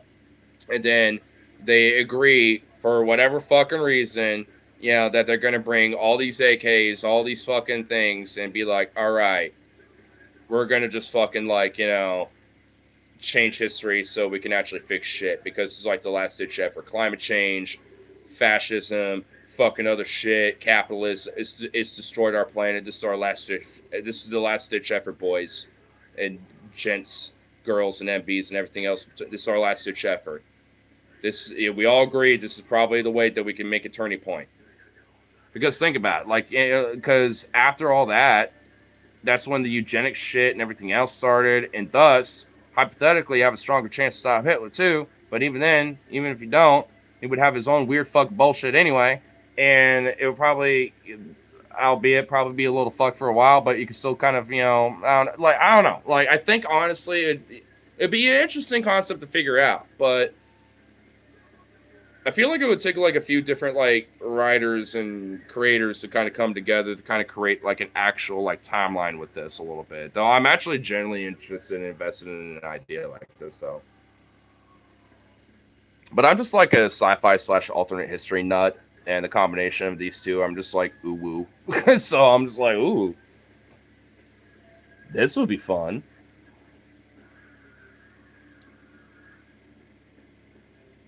I'm subverting we thought we'd fix the past, but the future's much worse trope shit.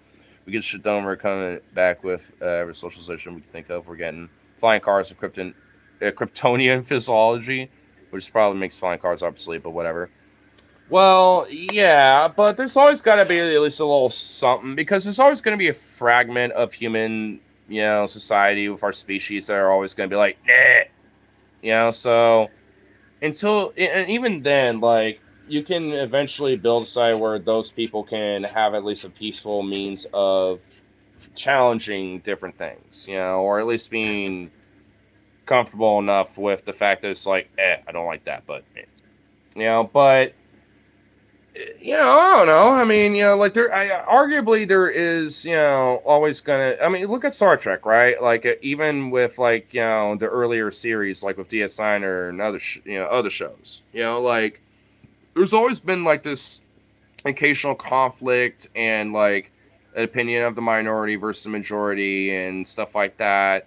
Or even like overriding of the, of a vote, or like a majority of votes. So like even Starfleet or like the Federation, right? Like, so, it's always gonna like be there, but depending on how, like, I guess, the hypothetical system that is there, could potentially like make it at least peaceful versus a more violent one where it's factionalized or straight up fractions, or fractioned, out to the point where he's got like a separate, nation, in the midst of it instead of a unified, country or, well, at this point, globe, so.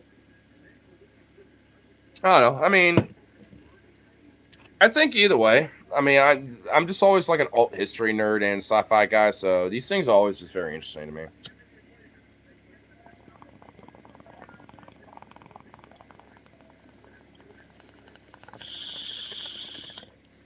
It also maybe it's a minority opinion, but I do always like kind of believe that we are in like a multiverse like system.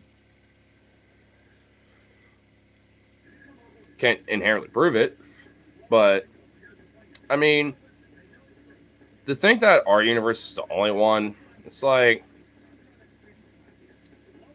yeah, I suppose. But I mean, why wouldn't there be other ones? And who knows? Maybe they're just kind of like slight alterations, of our, own universe where you got like different timelines and shit. Doesn't make sense.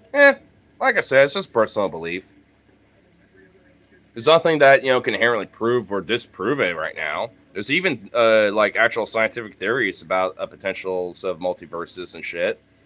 Because at least from the edges in the universe, from what we can at least observe, from what little we understand, there's like little anomalies on some edges of the universe where like, is this our universe maybe like bumping up against the edge of another universe? Maybe. Like, I mean, we don't know, but it is a possible hypothetical. That's why I kind of like the idea of them anyway, because like, like because we don't really, like, what is it? Like, we only really truly understand like what, like 99% of our own universe, let alone like how it fucking works. You know what I mean?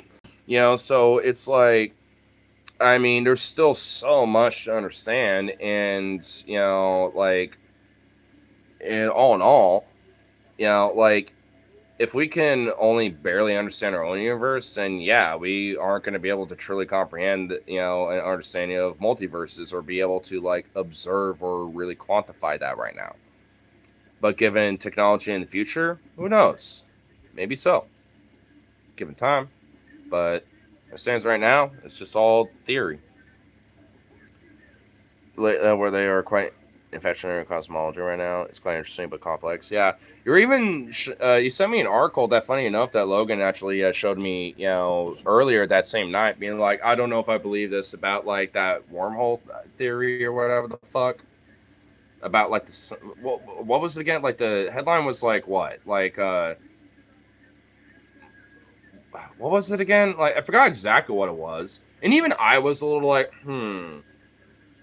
but intrigued though, because it was from like a verified source for sure. Cosmic portals, yeah. And honestly, like the ideas of portals and wormholes, like I definitely believe those are a thing. If we have an ability, like technologically, to like channel or harness that shit a little bit, or even like artificially create our own, or like tap into one with an artificial one that we've created, and then like a Stargate almost, and then like use an artificial wormhole, and then we can create, or like use an actual artificial wormhole to go out of another wormhole, and then from there we can make an artificial wormhole to like have an actual like line, where we can just go for the wormhole and then boop, we're just right there. Like, especially if it's worth the interest investment, because let's say there's like another wormhole, like because if there's like something like that that's near our star system, with the Sol system, like that's within like, let's say, a 10 light year radius, and we have technology enough to where we could safely send people to and fro on very long missions, but like, albeit at least missions where they come back to Earth, like after a very long contract of time, to investigate and check these wormholes out and shit, and then like, I don't know, like I feel like it could really be very expansive and honestly like a major, like benefit in a way, like, because think about it, like if we are able to like maybe not harvest, but I don't know what to be the word for it, like channel and like tap a wormhole in a way to where we kind of maintain it and be able to like go through with it like as we kind of please, as long as we kind of like see where it goes, and then we can at least send something to the other side to star map and chart and be like, all right, here's a habitable planet that's like half a light year away or some shit, or like or like here's this solar system that has like a habitable planet, we can investigate it, it's half a light year away, or whatever the fuck, right? Like if we have the technology to where we could do something like that, then we could actually, like, maybe legit have like a massive, expansive, like, advance of not just the tech, but also, like, an advancement of resources and an ability to even colonize other planets too. Because if we can tap into that and just create like little wormhole, like portal tunnels and shit, even artificially, shit, like, that'd be a really great way to, like, be colonizing the fucking stars if we can tap into some shit like that.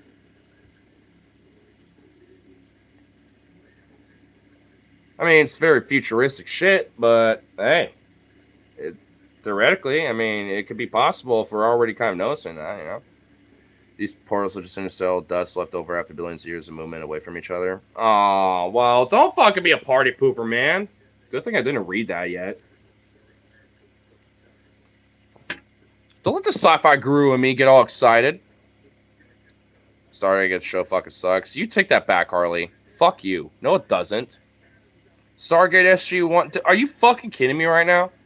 Are you actually fucking kidding me? Oh, God. Wow.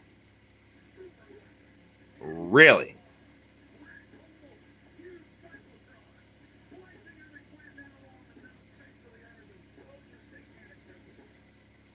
I'm actually like... you don't even have to like it or nothing. But it'd be like, you fucking suck. It's like, bro. Come on. Come on. Let's not be like that about it.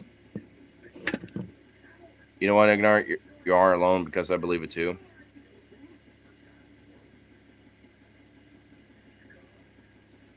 I mean, like, I'm not gonna lie, when it comes to sci-fi shit, I grew up with a little bit of Stargate.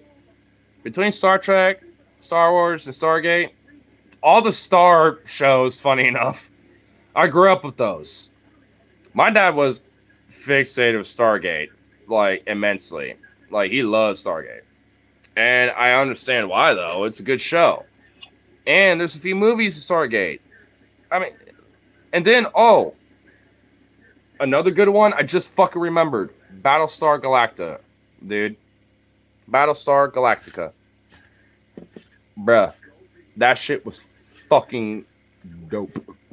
I don't remember too much of it, but I do remember my dad, like, literally would save that shit on VHS just so he could watch it later while he was at work and shit. I'll watch it while it's going on, and I knew not dare fuck with it, but I would just watch it while it's happening. And honestly, I eventually figured out how to, like, pause the recording while the advertisements are going on with the VHSs and shit. So he would compliment me after a while, being like, hey, why aren't there no ads? Because I figured that out. And I was like, oh, because I'm watching it, while you're recording it, and stuff. So I would just pause the ads and, and just, or like pause the recording with the ads and then record it again when they're done. And he'd be like, oh, nice. So I'm like, oh, sweet. Oh, man. Oh, dude, the nostalgia of, like, VHS tapes and shit, man. Man, dude, that... You know what? They were kind of a pain in the ass and shit, I will admit. But you know what? I fucking love them days. I was, like, literally, like, the last, like, gen, probably. We were, like, anyone my age and, like, older, give or take, back a couple years and shit. We're, like, the last gen to fucking straight up, like, appreciate some VHS tapes. Truly, though, just on, naturally just being there. I mean, there are some people in the younger generation that know what they are and been around them growing up and all this sort of shit because at least, their parents have done some good for them. But it's just like nowhere near as enough. And I'm just so glad that, it was around me. This orange Nickelodeon tapes.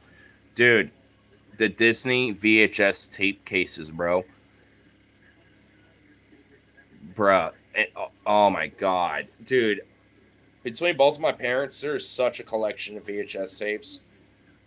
I mean, I honestly want to inherit them just on the virtue that I want to sort them out and look up and research about, like, how much they would be worth And honestly, dead ass, like sit down with like a VHS player, like watch the movies, mostly just on the virtue to make sure that they're at least in still good condition, and then honestly, like maybe auction them or sell them. Not all of them. I'll keep a few of them. I want to honestly dead ass keep a couple of those things, But like, cause there's True Lies, there's Batteries Not Included. There's a few fucking movies there where it's like my childhood where I'm like I can't part with these. I'm keeping them, But like, fuck, dude, like I mean, there's a lot of them where let's just be honest, I don't really give a fuck about. But if they're still in good condition, at least the tapes themselves, I could probably make some fucking bank, bro. I got a box full of VHS tapes here with a VCR and a converter. I got finished tons of stuff that I want to convert to MPEG files. I know there are like some VHS tapes around my house that are like family based tapes. I'm not gonna lie. I'm wondering if I could find them and if they're still in decent condition, I'll dead ass like commission you. This will be like later, way later down the line, not anytime soon. But just a thought that popped up in my head. If I can maybe find those and collect them, and if they're at least the tapes themselves are good, then I want to see if maybe I can get them digitalized. Because then I can maybe send it to some family members and be like, hey, I was able to digitalize them and shit. And like I said, I commission you. I'll give you a little ched. But that's why I said, not anytime soon, but just a little thought that just popped up in my head. Because I know there definitely are like VHS tapes of me as a kid and shit like that. And a few other things where I'm like, I probably would want those. And with my brother and with some other family and other shit. So I'll just have to ask my parents, be like, do you kind of remember where the shit is? I'll make sure it's stored safely somewhere, and I'll see if I can digitalize and convert them, in that way. So then I can have a DVD or some other stuff, or have actual files for you that you can send to people and blah blah blah. So.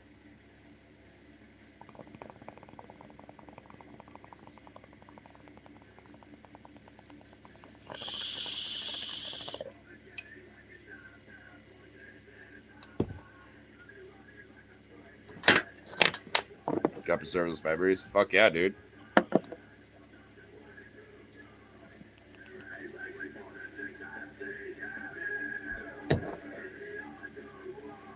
Damn, so loud, Vito. Oh.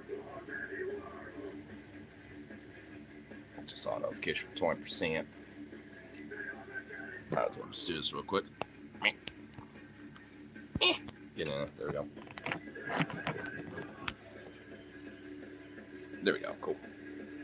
I remember that. I know I have a little book back from I think fucking 2006. I mean, the book itself isn't, but it's a booklet of me from 2006, where I was back on my step uncle's ranch in North Dakota and stuff. And there's also a little DVD and a little slip in the book too. And I want to find that, honestly, because I've been wanting to show that off, because I know for a fact there are a few times where there's pictures, of his my step uncle. I don't know if it's actually his name, but I want to say it. You know what? I mean, might as well, because honestly, it's really just Skywalker's fucking dad, or stepdad, Uncle Owen. Amperu. I mean, we nicknamed him Uncle Owen, even though he literally wasn't an uncle. So that's how I've always known him. I don't know if it's actually his name or whatever the fuck, but that's how I've always nicknamed him. But he had a plane, because he was a pilot. He's retired now, or for a long time, and frankly, I don't even know if he's still alive anymore, to be honest, or what he's doing, if he is. So, but at least at that time, I got a chance, and he even let me take controls of the yoke and joystick, and being like, doing a couple banks, and pulling up and down for a little bit, a couple bank stuff, because I was in the co-pilot seat when he let the whole like family, take turns and shit when it comes to like flying around. And when it was me and a few other kids' turn, he let me be in the co-pilot seat. I will admit, a lot of it was because, like, can I please? I want to be on it. I want to be in the co-pilot seat. And I play flight sims, blah, blah, blah. And he was like, all right, we'll see if, flight sims have done something for you. If not, though, I'll have control, though. Blah, blah, blah, blah, blah. And he actually let me, do a couple little circles, 180s, 360s, couple different things. He will command it and be like, all right, bank right for a little bit. And I will do that. And like being actually like a flight instructor there for a bit, and he was, even, from my understanding, even my granddad, said like, when I've brought up the stories, like, yeah, even he was impressed, like, you actually, for a kid, knew what you were doing. I guess growing up with flight sims, paid off, and to this day, loving flight sims, has probably paid off. But that's why I gotta fucking find it, man. Because, like, I gotta at least prove it. Because I know for a fact, like, one of the banks I was taking when he told me to level out, when I looked over on the side window, like, I was flying over the farm because he wanted me to bank over to do a flyby, basically, for one of those banks he wanted me to do. And I know for a fact that a couple of those pictures is probably me doing that. And, one of my step-aunts, I think actually got a video too on top of that, of me flying by, like going doing kind of a couple circles and then doing that shit. So like if I could find that shit, man, that'd be fucking dope to react to.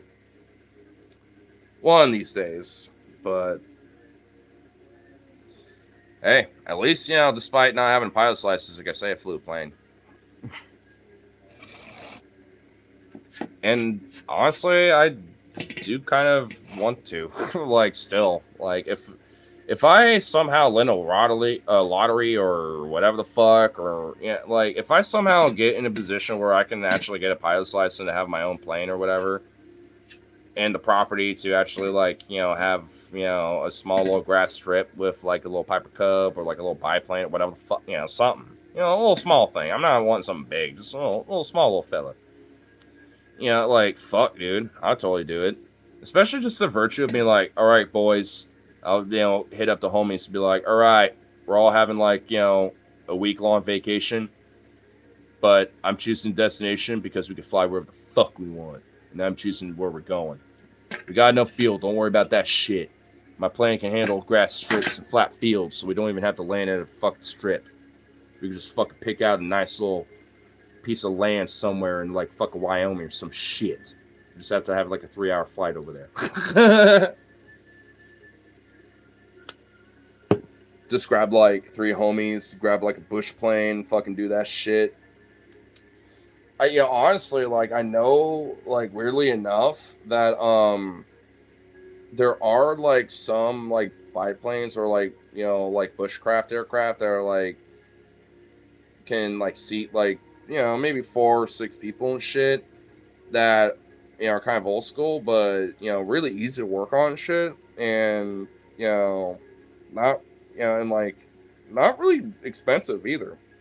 Because I'm not joking. I've literally, for the fuck of it, decided to, oh, damn, burp out there. Oh, but I've decided to, like, look up, like, like, aircraft auctions and like sales of planes and shit, like because there are websites where you like the equivalent of like Craigslist or some other shit, or like the Facebook Marketplace. There's like websites just for planes, and shit like that for stuff like that.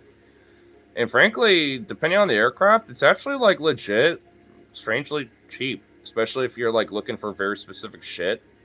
Like I need something that's like bushcraft. I can like land in a nice like field near a river in like Wyoming or some shit like that, whatever, or like a Piper Cub or like something small, like, but you can carry some people and stuff. Like, I mean, given that they're planes, obviously at the cheapest you'll find is maybe like $10K, and those ones probably need some work. But if you want one that's running and maybe might need to be tweaked around here and there, especially if you know what you're doing, like it's kind of like working on a car. It's just way more technical and a lot more expensive.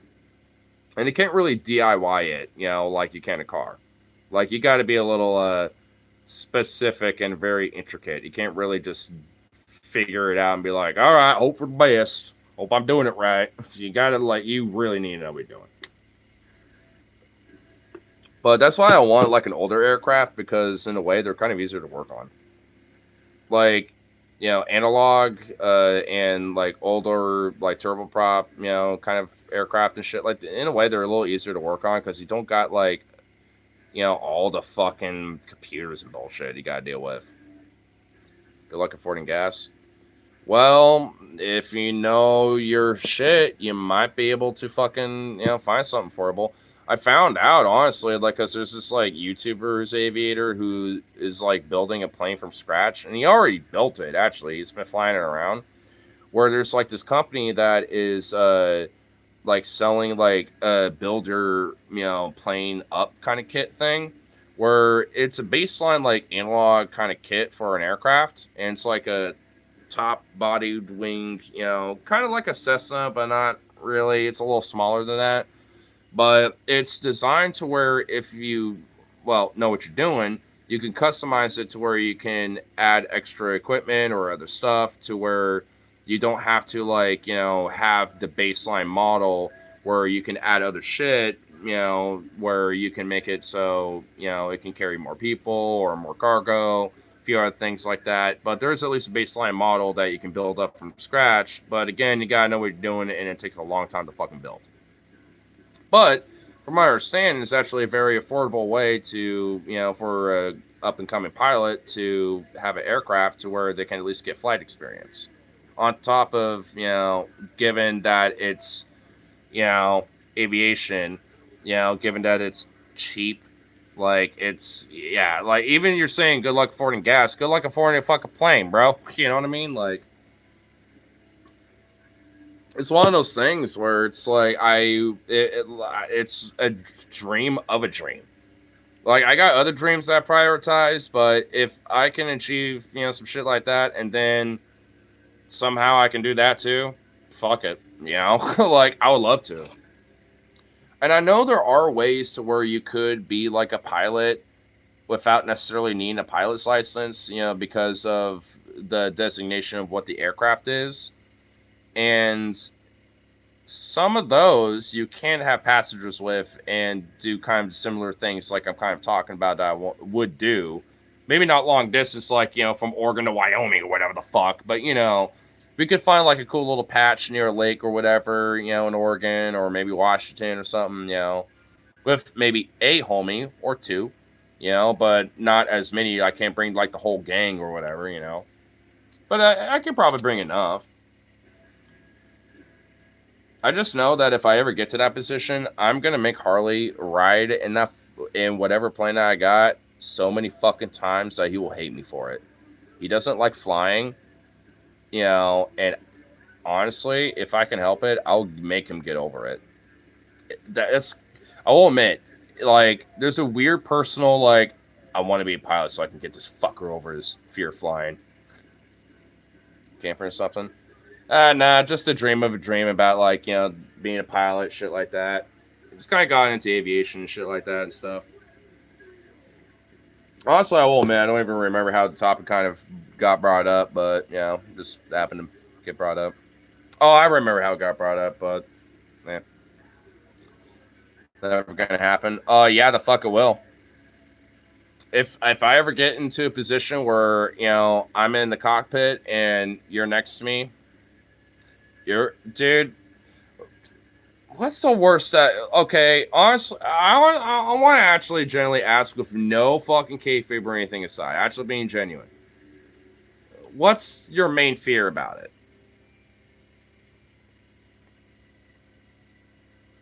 Be grateful for animals. Well, I know.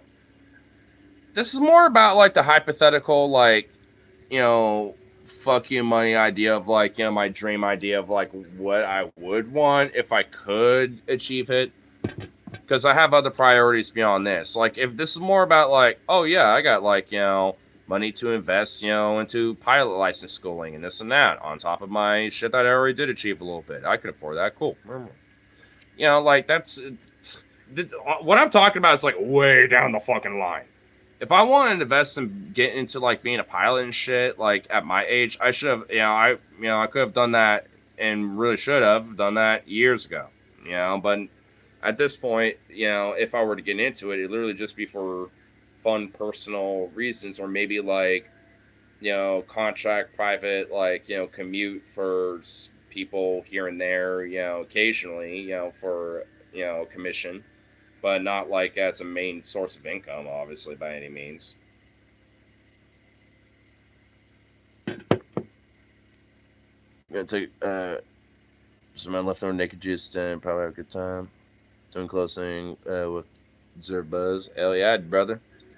I feel you with that there, friend.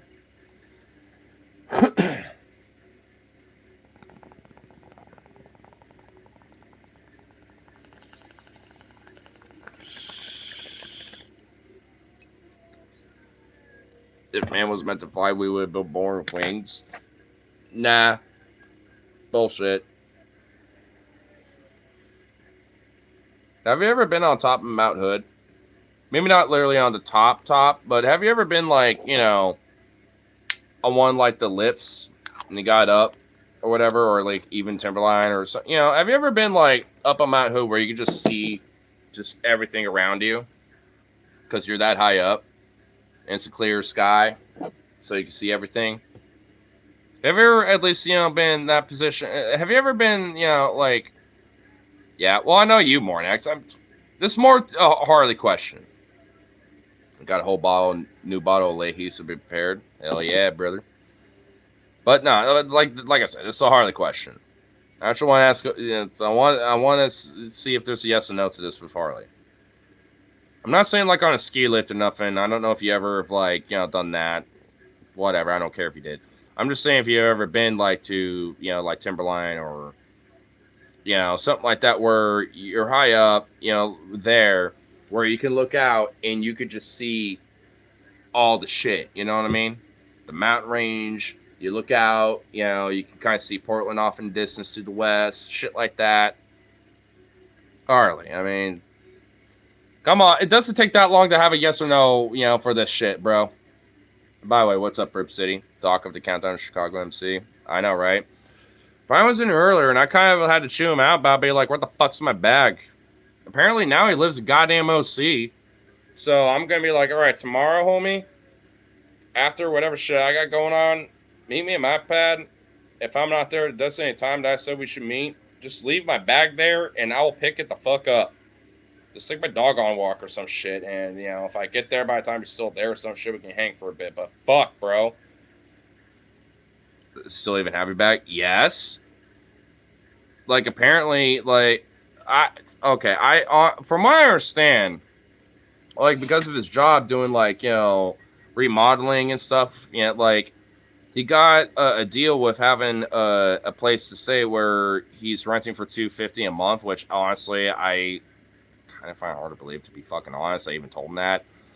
Straight up. I was like, okay, hold up, what's the thing? And it's like a rent-to-own / remodel job kind of thing where it's like he remodels the house, he rents it off, and then, like, it's one of those things where he can pay off and then eventually he owns kind of thing, from what it sounds like. I don't know, like, I kind of want to at least catch up and be like, what the fuck is this about? Because I even told him, like, you gotta, like, talk to me or, text me or something. Like, explain what the hell this is. Like, because I'm a little confused, but maybe it's just because I just don't understand exactly, like, how it worked out for him. I don't fucking know. Sounds like a scam, Lamau. I told him it sounded like there's some catch bullshit and some shit where I'm like, I don't know, man. I feel like there's some weird caveats where you might be getting gypped where you're not too sure about, bro. That's like $8 a day of rent. That's nuts. I know. That's why I'm thinking there's some bullshit around. Like, that's why I'm wondering, like,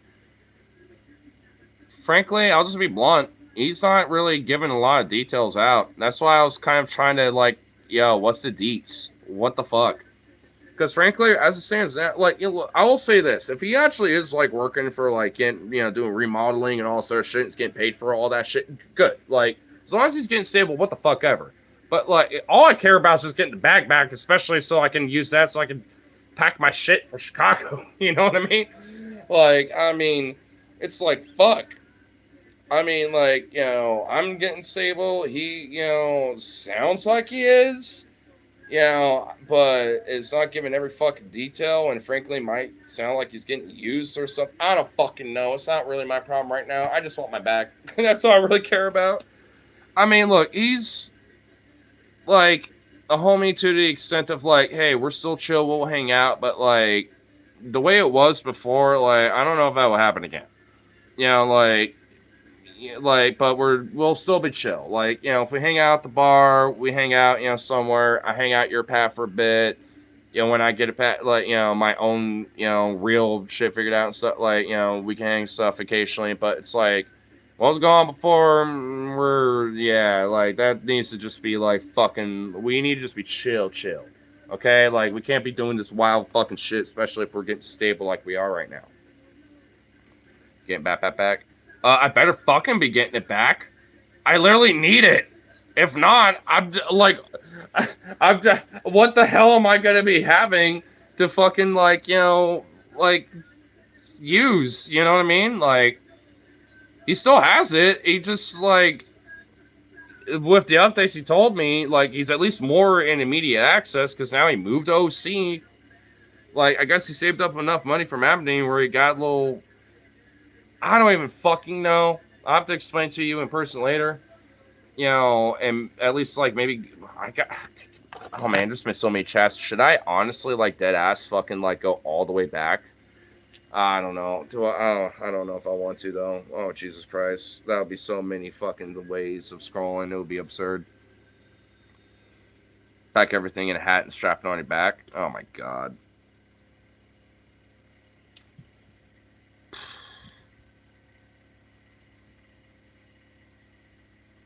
Honestly, I mean, considering Logan's backpack that's sitting over here is so big, I mean, worst case scenario, I can just. I mean, but I don't want to do that, and I know I don't think Logan wants to either. So, yeah, I'm good. Like, that has to be like, homie. You know what I mean? It's like, just. If anything, all else, just drop it off in my house. Please, just do that at least. If you're in OC, there's literally one bus that will take you practically directly right next to my house. Like, just fucking do it. Like, come on, you know? I told him to do that the other day. It's like, you know, I could drop it off at your work. And I'm like, well, if you want, go do that. You know, I'll just be doing my thing.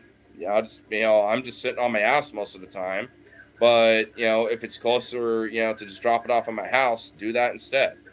And he never did either of them. It's like, so what? It's like, dog. Like,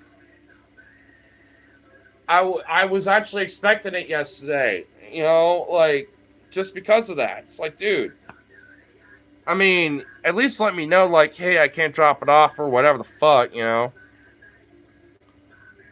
I just used my gym bag and used the backpack. No, not a big deal. Well, all right. Well, I appreciate that, Logan. But still, I mean, regardless of the fucking, you know, trip, it's my bag. I paid like over $100 damn bucks for that fucking thing. It's a good quality bag. I want it. It's mine. It's like either that or you fucking owe me, bitch. Like, sorry, but like either give me $100 at minimal. Or at least like 140, because honestly, like when I first bought it, like fucking 5+ years ago, it was like 115. I guarantee you, if I go to Sportsman Warehouse where I fucking bought it from, it's like 140 something now. You know, I guarantee you.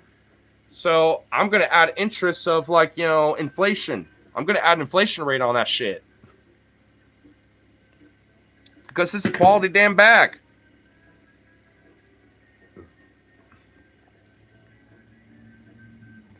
Expensive as many do to get back. Spicy does one of his bonus bags as exchange. Honestly, he hasn't even mentioned anything about that. I know he hasn't forgotten about it, but I'm kind of surprised he hasn't said anything about it. I guess because he thinks it's just safe here.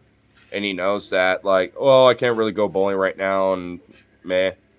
So it's over at Logino's, and it's fine there. I know, if he wants to, he can use it, but whatever, meh. Does the Chrysler special for the bowling stuff to pay off the bag? Okay, look, I mean, like, has Brian been kind of, shitty before, and also pretty exceptionally shitty in different times? Yeah. Am I going to be like a scumfuck to do that to him? No. I'm just like, for him, he's like a forgive but don't forget kind of thing, But there are definitely, people where I'm like, I just don't forgive, but like, for me at least, like, I'll forgive but don't forget. Like, I don't, especially as it stands now, at least for me, it's like, we can't really be in the same, like, close, tight, super, like, hey, but we're chill, kind of thing, like we were. We're still chill. I mean, you can still homie as far as I care, but, like, at the end of the day, it's like, dude, we can't be as close as we were. We can, hang, have a beer or two together, talk and whatever the fuck, but but realistically, like, once you're, it sounds like, getting more stable and getting some more money in your shit, we gotta kind of like talk about like, what you've owed me before, like, from being at my place, because we've talked about that when you're, staying there, including when it comes to, Logan's even mentioning it right now, like between, him and Marcus, like, at that point, it's like, if you really want to truly make things right, not really for me especially, but for those two, you gotta do that. It's like, you gotta, like, really understand that, like, hey, that's like, not even necessarily forgive and not forget. That's like, we are questioning if we even want to fucking bother forgiving you because we don't forget this shit. It's like, so, and that's just being at best. And I'm being charitable for him, like, because I know that arguably really isn't the case, especially for Marcus. Like, he's just like, nah, fuck him, I'm done. So, and that's why I'm like, hey, I'm gonna be charitable about it in that sense, but like, realistically, like, they're kind of done, but you can still at least make it right. In Bad Place, Bad People, I know. That's why I said, like, hey, we can chill and stuff. But, like, when it comes to, like, oh, let's go do this and that, let's party and blah, blah, it's like, if I want to, I'll just do my own thing. And ultimately, it's like, you just gotta stabilize yourself. I gotta do that for myself.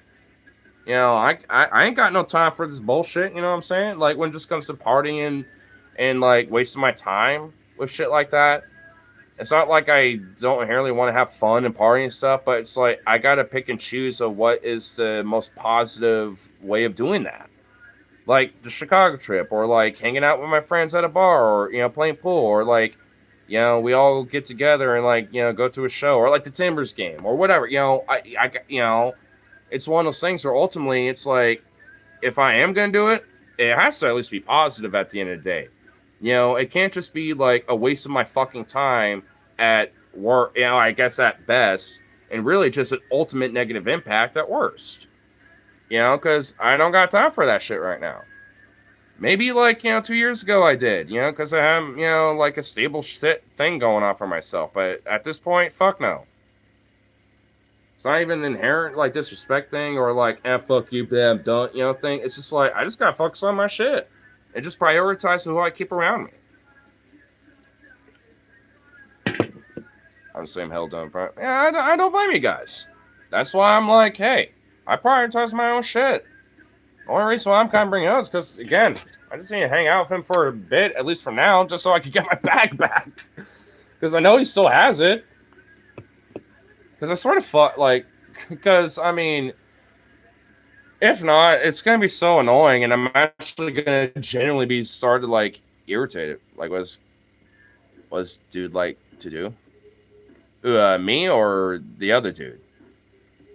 Or the guy we're talking about? Honestly, like, man, it's kind of a. If I were really like to start from the beginning, we'd be here for a while.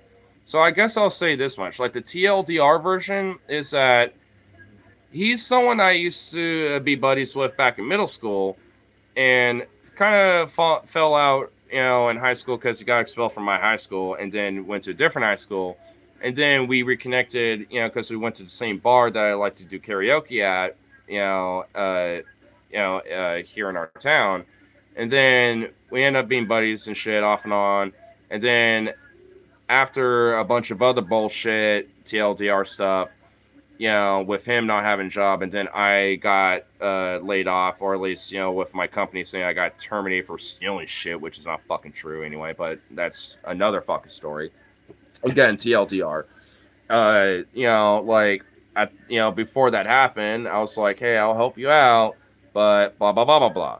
Let's just, get your shit together, blah, blah, blah, and all this other stuff. And then my shit happened while he was trying to figure that out. And then, just because of distractions and him wanting to party and him being way too fixated on drinks and shit like that, and wanting to get pussy or get laid and everything else, like, it was way too much of a fucking fixation for him. And for me, because for a while there, it was, crashing at my place, couch surfing with me. It was like this whole fucking thing where it's like, well, I'll, in between my shit I'm doing, I'm kind of hanging with him now. And then, like we end up, I end up having to, like, half the time really babysit his ass, with the weird bullshit shenanigans that we end up getting into. And for a while, I was, it happened with me too. I mean, it's like we would kind of do that back and forth with each other. But it was just like, at a certain point, I was like, all right, we got to get our shit fixed, And then he didn't really want to do that as much. And then eventually, a bunch of other bullshit happened. And now it's just like, I'm kind of like back and forth at my place and, over at my friend's place here because of various different things. Because of my, how my house is. Oh, shit. A lot of other factors. Again, TLDR. And now it's just like, it's a whole, like thing where, he was, also spending time here too. And that ended up just being a fulcrum of like, you can't keep doing this fucking shit. And he just, he would get his shit together for a sec and just fall back into it. Maybe for a minute and then fall back into it. It's like, because he was actually kind of almost there for a second. He was even getting, he even had like a job quicker than I did again, like, like and shit. But then once he was like, all right, well, after he even started getting after me over stupid shit because he got too fucked up, on the drinks and shit, like, because we've, there's times where he's passed out, around me when I'll be doing stream stuff, but for some fucking reason, he like woke up in his little stupor and, this one time, and was like, man, shut the fuck up, fuck you, wouldn't go it, like, just drunkenly, like, half and off and on, dozing and shit. And, like, was trying to, like, get at me. I'm like, and I would mute him most of the time, and honestly being like, bro, like, I'm your homie. I'm just trying to, like, say, hey, if you need to eat or sleep or anything, like, that's what I'm trying to do for you, all this other shit. That's full grown man. Well, the exceptional problem is when he gets so fucked up like that, it's kind of expected. And it's like, nah. And after that, I even like stopped streaming for a sec. I did it again later that night, somewhere else where I was actually, fine and chill. But I was like, I stopped it, called Logan, who was probably still in here, and I was like, homie, like, just because I respect your place, what do I do? Because I don't want to like burst off and have a fight with this guy because he's too fucked up because he's being stupid. Like, you know what I mean? Like, and I was in the backyard area, just talking with him. By the time I came back in, even before we ended the conversation, he was out. So I just took these, his dog was on a walk, and when we came back, he was still out. So I just went upstairs, and went in his room and just streamed up there, and it was just fine. And he was still out. And later that night when he woke up, like, we mentioned it to him, and he didn't even remember it. It's like, homie. He did at least, one-on-one later that night, too. Was like, I didn't realize that. I'm really, truly sorry, blah, blah. Like, at least to me, one-on-one, he did apologize to that. But it's like, you gotta say that to Logan, too. Because, like, you did that at his place. It's not even that you did it to me. It's like, you did it at his place. But it was after that, that's when he went up to Aberdeen and shit like that. And then, At least it sounds like, I mean, since then, like, it's better, but, like, I don't know, but it's not like I don't care, but I just got my own priorities. Like, I just am focused on my shit. And I got the good on the up and up right now, and at this rate, at least for now, outside of maybe being like catching up, be like, hey, what's up with you? Yeah, I'm doing this, blah blah blah. What's up with you? Yeah, blah blah blah blah. Like, I don't care about that, but like, can I at least have my damn bag? You know what I mean? It's like, come on. You're supposed to have given it to me yesterday.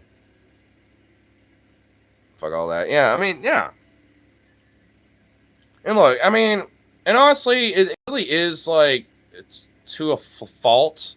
Like, I definitely am like an empath, like, for sure. And I try to be empathetic and even like, understanding, but it's arguably even to a fault. But it's just because, in a way, I don't really like confrontation, and I don't, especially with people that I like, kind of know, understand, and kind of care about a little bit. It's like I don't want like this major like, kind of thing, like. And when it does happen, I truly do feel bad. I have like a genuine sense of remorse a lot of ways. So I'm like, oh, whether it's like my fault or not, like, so I think honestly, especially as of late, I feel like I have at least, kind of hardened in the sense of like, yeah, I really generally have got to like, make a harder line, and I think, especially with a lot of different experiences, I've gotten better about that, but I definitely got a little bit more ways to go. But, I mean, yeah, just because of my given predicament at the moment, I just haven't really had the, well, I really shouldn't say opportunities, but, the circumstances ultimately of, those things happening. Not that I really want them to, but, at least as it stands, don't gotta take care of that dude. Well, as far as I know, he's taking care of himself. He seems like he's stable enough, and he's got his things figured out enough, and he's all right. So as long as he's more stable, and he can at least make up the bullshit, and at least because I'm kind of the only line. Ultimately, I think it sounds like to be like, hey, if you want to at least get a semi-negative, neutral-ish like opinion, you gotta pay these guys back. At least like interest on top of what they say you owe. You know what I mean? Like, cause it's one of those things. Just like, hey, if you do that and just get my bag back, and then like I don't know, like 100 for all the times you were hanging out at my place crashing out, I think that would be at least redeemable enough where it's like, hey, you still do your own thing. It can't be as close as we ever been, like we have been, but we're at least, especially for me, we'd be chill. And I actually legitimately would respect that. I don't know about everyone else, but at least for me, I'd be like, hey, if you actually genuinely do that, then I respect it. You just fuck around too much. Well, I mean, at least from what he was doing for a while, yeah. I don't know about now. I mean, it outside of just like him popping up on my streams or the occasional talk that we have on a phone call or texting, like it doesn't seem like he's really fucking around that much anymore.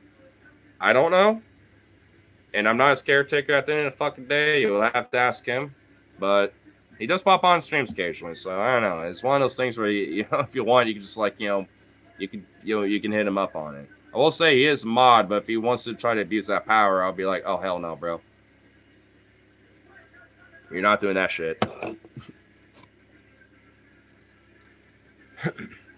only reason why he is just mostly just so I can be like, oh, there he is. Just more for recognition, recognizing him and stuff.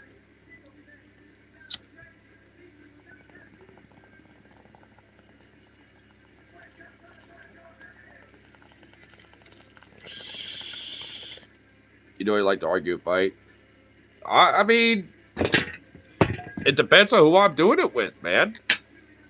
There are some people, yeah, like I might just let the emotions and other things fly.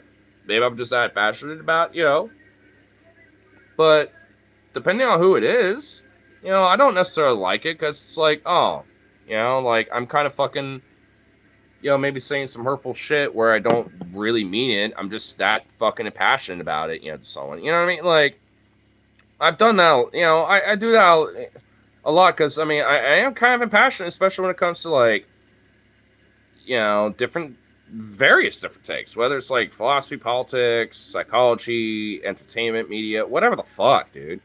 Sometimes I just, tend to be kind of passionate about certain things. But, like, and I've definitely been way better about it, but, like, there are definitely times where I'm just like, oh, damn, I went too hardcore. And I said some shit where I'm like, maybe I should have been a little bit more chill about that.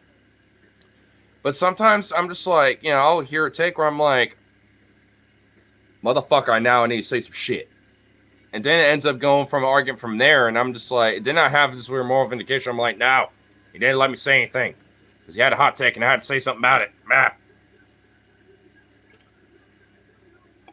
I mean, especially with friends, it can be kind of challenging at times, but at the end of the day, I just try to like let it be like, water off a duck's feather kind of thing, I mean, at least for me.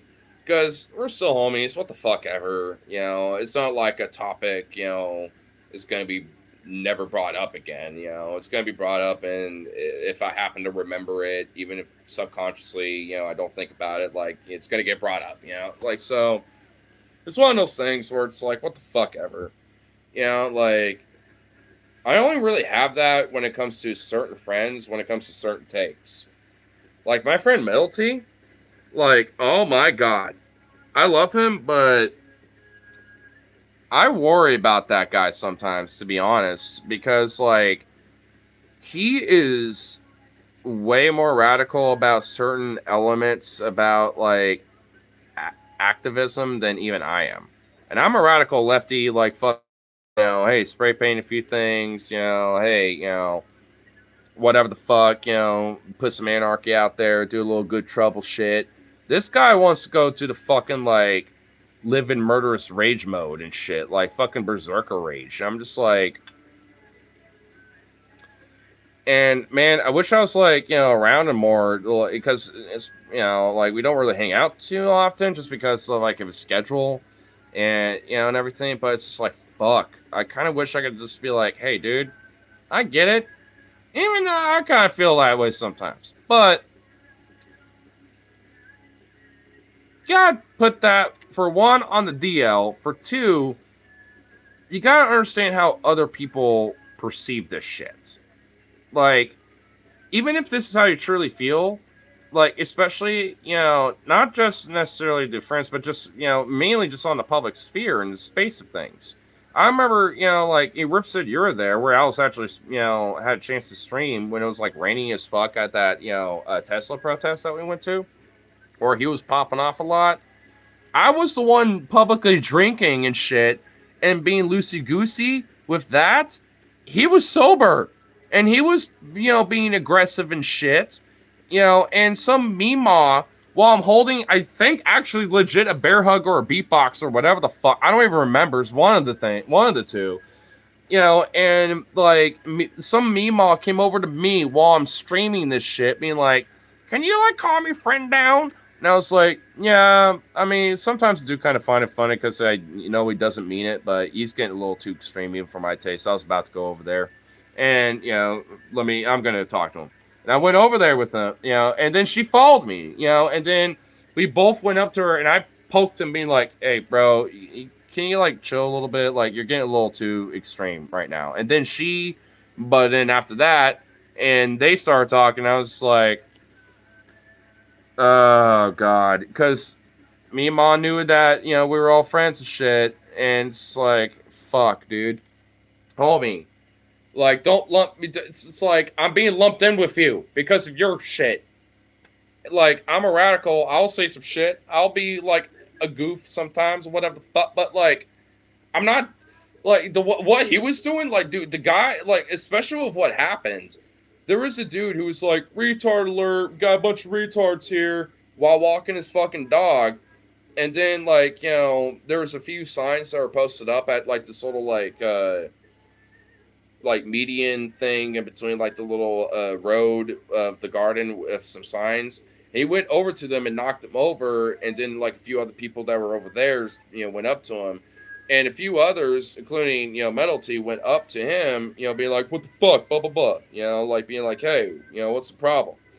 And then at a certain point, he went down like where the Tesla dealership was, and like walked across, like kind of walked back to the apartments or whatever that were like a couple blocks away, because I'm assuming that's where the guy lives. And then Metal T started yelling off like some bullshit, like "fuck you," blah blah blah. I don't even remember exactly what. And then the dude literally went like this, and I don't think he noticed or anyone else did, but I did because I was looking at him. I saw a silhouette of a pistol grip of a fucking gun. Like the dude literally lift up his shirt where there's a fucking gun in his pants just sitting there. Not even with like, a holster, like a secured belt holster, because the guy didn't have a belt. It was just literally just sitting there, like pocketed like some gangster thug guy. He just happened to have the shirt over it. I didn't notice initially up until he did that, even though it was like 50 some fucking feet away. I saw it, like, because it was so distinct. I was like, and that was around the same time where Meemaw came over, and I was like, and after she left and stuff, I even went to him, like, "Bro, it's not just that, but I was looking at that guy.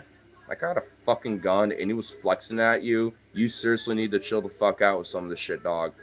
Like, you would be fucking around and finding out really bad if that guy was in your fucking face, or you went up to him. Yeah, like, you gotta seriously fucking think about that." And he just kind of went like, he's like, like he kind of just didn't really say anything to it, but it's like, dude, you gotta chill the fuck out. Like seriously, because I swear to God, that guy, it like, especially if like, with like this whole like National Guard bullshit, not just in Chicago, but like, even Portland, Baltimore, like a lot of the cities are kind of like on the list, and it's like, if it were to happen, like, I don't want him doing some dumb fuck shit. And I'm a radical. Like, I've been to jail for justice once. He has with me once, and twice with you, Rip City. You've done it once now, too, yourself. Which, hey, I applaud, honestly. I'll shake your hand on that shit. Because, like, I mean, there is, good merit to that. But, like, you gotta do it right. I mean, you can't just be, like, crazy about it. You just gotta fucking, like, actually do it with right, humble, like, admirable, justice. You can't just be like a fucking, like, "Nah, you got me now, but if not, I would have fucked you all up and killed you." It's like, no. By the way, Ripsy, I'm kind of curious. What was his reaction when he got arrested? I'm assuming you two were together when you both got arrested, right? You're gonna have to tell me to chill the fuck up, Adams, because I would go to ape shit. Well, yeah, no shit, I would too. But I'm just saying, by the way, like, what was his reaction when he did get arrested? Like, because I'm assuming you two were arrested together. Like, what was his reaction? Like, what was some of the things that were going on? Just out of curiosity.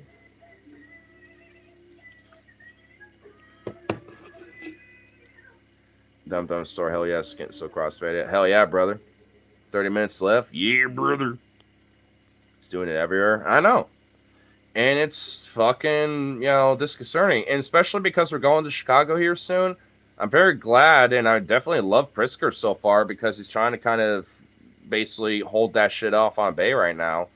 And you know what? Even if we're in Chicago when it happens, you know what? I wouldn't mind taking a little gander and being like, "Fuck you," and all that shit. I wouldn't mind it. I mean, and from my understanding, the National Guard is literally there logistically. Like, they can't actually do shit, from what I understand. Like, they're just there literally for pure intimidation. So you can go up to their Humvee. You can't, like, literally approach it directly, but you can, like, go up to it, like, within 5 feet and be like, "Why y'all here being a bunch of bitches, blah, blah, blah." It's like, they can't do shit. The cops and other agencies and the DHS, like, other places, they might do shit. National Guard, like, unless, like, they were taking direct fire on, and shit, like, unless, like, someone shot them, which I think, honestly, arguably, that's why Trump's trying to do this shit, so some protester, some one-off thing, or maybe even a psyop and a false flag of some shit like this, where it's like, oh, someone shot a National Guard member and now they open fire on people, or some shit like that. I mean, honestly, I feel like there's like this shit that's going on is meant to like try to egg on some sort of an extra radical approach against it outside of just protesting it, where someone feels so emboldened to where they feel like they need like, basically shoot a motherfucker. Which, I mean, in a way, not to sound like Libby, despite, being radical myself, but I think arguably, being peaceful as fuck right now is the best course of action, because, like, if the idea is to egg on people to, like, go against the National Guard, because that's kind of the idea, to do this intimidation of force and shit, then nothing's really going to come from it outside of just pissing people off and just creating more protests and more libs and more apolitical people coming out and protesting and shit, which is actually a good thing. So, like, overall, like, I mean, as long as, like, the violence is coming from the federal / like state side of things, even if the National Guard ain't involved, then that's a good thing, honestly, in a weird way, if it makes sense, because then it just, demonizes and antagonizes, the people more against the current fucking administration. And as it stands now, isn't that a good thing? The more people demonize and antagonized against the administration right now, the better. So, hey, like, if they really want to try this fucking bullshit, then I say I welcome their hatred and fucking try it. I mean, honestly, at least when it comes to the intimidation and the fucking violence, that ICE is doing, like, that's more of a fucking threat than this fucking National Guard shit. That's all fucking pomp and circumstance, if you really look into it. Like, because ICE is literally, like, they went up against a bunch of firefighters who are literally fighting a wildfire in California and rounded up a few immigrants, fighting a goddamn wildfire in California. Like, what are you doing, ICE? Like, you fucking Nazi Gestapo scum. Like, you literally are ringing people up, like, while they're fighting wildfires and shit. Oh, it's in Washington? Oh, well, Washington, my bad. I mean, because California has so many wildfires, so I just kind of assumed California, but yeah, but I mean, seriously, like, it's just like, fuck. I mean, like, if ICE is doing this shit, like, they're doing more violence and more, like, terror against the fucking nation than the National Guard right now. They're just intimidating and shit, and, and just annoying and piece of shit, but not like ICE. They're just fucking Stasi, Nazi, Gestapo thugs and fucking pigs. The rest of an Oregonian for no reason. Shocker. Newsflash. Check our song, ICE Spells Nazi. Wait, you're in a band? You got a band? What's the name of the artist? The band and shit. What's the name? I'm actually saying check our song. I'm actually kind of curious. Daniel want it. Wait, hold on. National Guard is going to take a role over local police forces. Well, the logistics and the command of elements of them, yeah. Like, the actual National Guard forces that are on the ground can't really do anything for the most part. But I mean, like I said, I think when it comes to Trump trying to incite something, because if he were to declare a federal state of emergency, then the National Guard would be federalized, the police would be federalized, like, everything would be federalized to the point where it's like, yeah, there would be full control and they would act as such. And the fucking freaky thing is, though, National Guard is not trained in law enforcement protocols or crowd control protocols or anything like that. They're trained in combat. A very different thing. So, you can only imagine how that would work. And how that would end up being.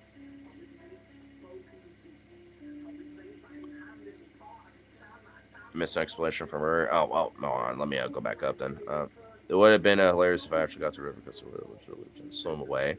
Oh my god, dude. That would have been awesome, bro. From what Tyler told me, another ICE guy jumped out of a car and got him. Oh, damn. He literally got, like, drive-by mugged, dude. Jesus.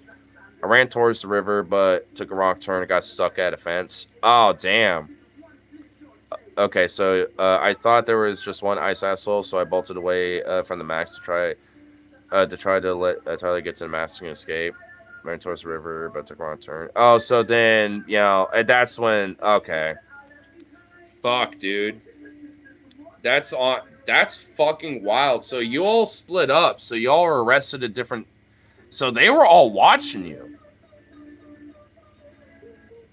Dude, remember where I almost got black bagged? Where, like, I told the story where I looked back that one time, like, after we split up, where you went to the max, and I was, like, looking up, like, a Deep Fat Fried video, you know, from one of their episodes. I think it was, like, on Octopuses, funny enough, you know, like, at the time. And once I played it and I was looking at some comments, I noticed a unmarked full black car that looked like a cop car. I turned my phone off, put it in my pocket in my coat. I looked back like this, you know, as I'm doing this, and two people in armored up, like geared up uniforms and like gear and shit came out of the driver's seat and the back passenger seat. And then another door on the front passenger seat opened up, and I was on my bike and I was like, nope. And I just bolted. And I'm pretty sure that was like federal agents, you know, back in 2020, you know, and that was before I got arrested too. Because that was, I think, in May or early June. Like, it was before June 19th, because June 19th was the first time I got arrested. At least so far, the only time. At least I was in jail for justice. Just like the Anfini song. Have you been to jail for justice? I want to shake your hand. Sitting here and lying down are ways to take a stand. I sung a song for freedom or marched on a picket line. Have you been to jail for justice? Boy, you're an old friend of mine. It's a really good song. National Guard can, but it's always results in toxic court cases. And usually they tend to be thrown out from what I understand. You know, we need to be like that sub sandwich guy where, you know, we just like chuck a fucking sub sandwich at, you know, Fed agents and shit. Because even if they arrest us, the judge is going to throw it out because it's a fucking sandwich. We got to like honor Sandwich Man, bro. He's a folk hero as far as I care. Sandwich Man. He yelled at, you know, the fucking agents, and then just like, you know what? He went like a fucking baseball pitcher status. He was like, he went like baseball pitcher and went like bam, and then, and then he just started running. They didn't catch him initially. They didn't. They were running. They were running hard. They were like, hua, hua, hua, hua. And he was just like, "You can't catch me, bitch." He needs a bank ski, dude. He needs like a Nobel Peace Prize, you know. And you know what? In the Medal of Freedom, if I was president, I would give him a fucking Medal of Freedom, the Citizens Medal of Freedom, bro. Like he needs it. It's just based, just fucking amazing, dude.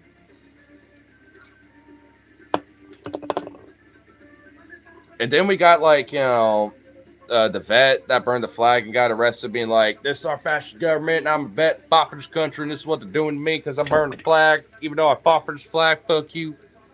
And then Rip City and then Metal T got arrested for doing the same fucking thing. And I think, honestly, you know, I'm going to try on Friday, you know, do the same thing.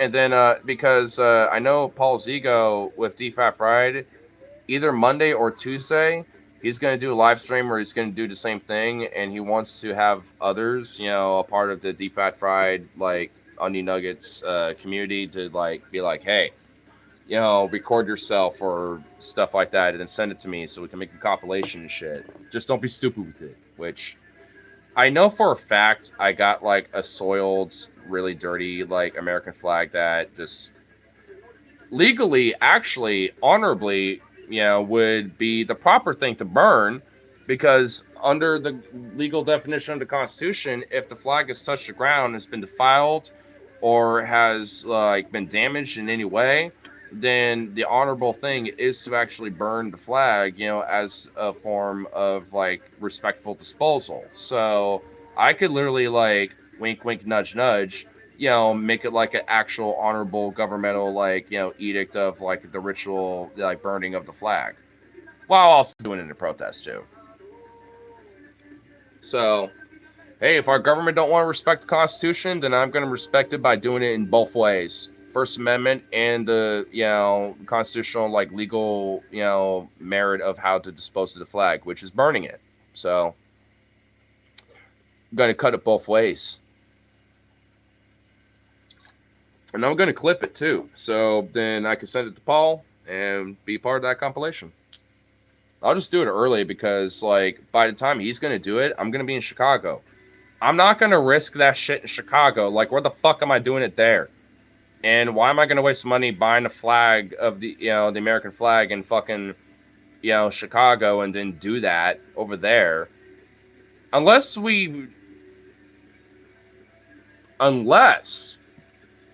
Rip City, if you can find out if there's a protest going on in Chicago while we're there, we can maybe get away with it. But the problem is, though, we got to get the fuck out of there as soon as we do it. I'll sit there and record it being like, hey, I'm just a journalist, bro. And you all just meet me somewhere or some shit. That's literally the only way we can do it, bro. Ah! Oops. Get one of those mini flags. Well, I do, but I've had it all my life. And honestly, it's my own personal one. And, I've always had it upside down, like the, signal of distress. Like, if you have an American flag literally just, like, flipped upside down, it's like a signal of distress, and it's, like, kind of a sign of, like, rebellion against, like, hey, we need help, like, domestically, like, foreignly, like, hey, we need assistance here. Like, so, I do have one like that, but that's my own personal one, and until I feel meritable to say, like, hey, I can feel proud of the country again, then, I'll flip it back up, but I ain't burning that.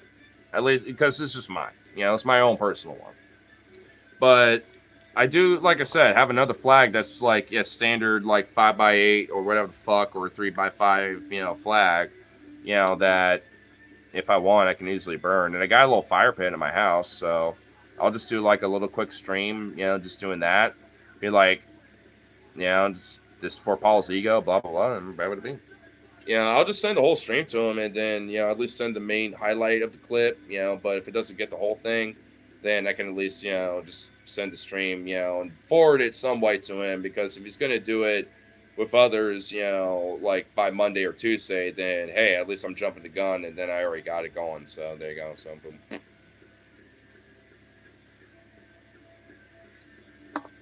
So, I got an idea for it.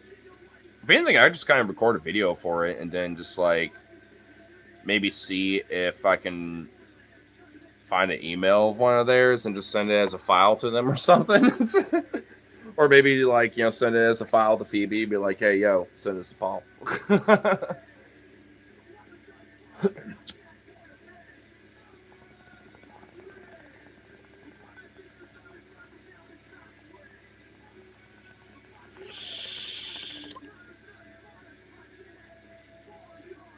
Check out that song, I Spell Zazie.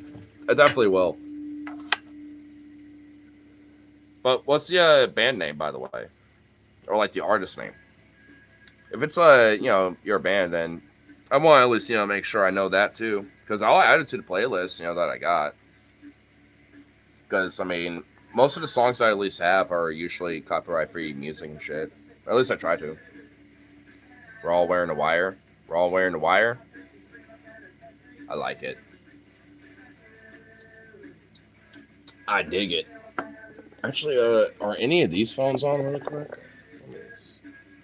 Shit. What about this one?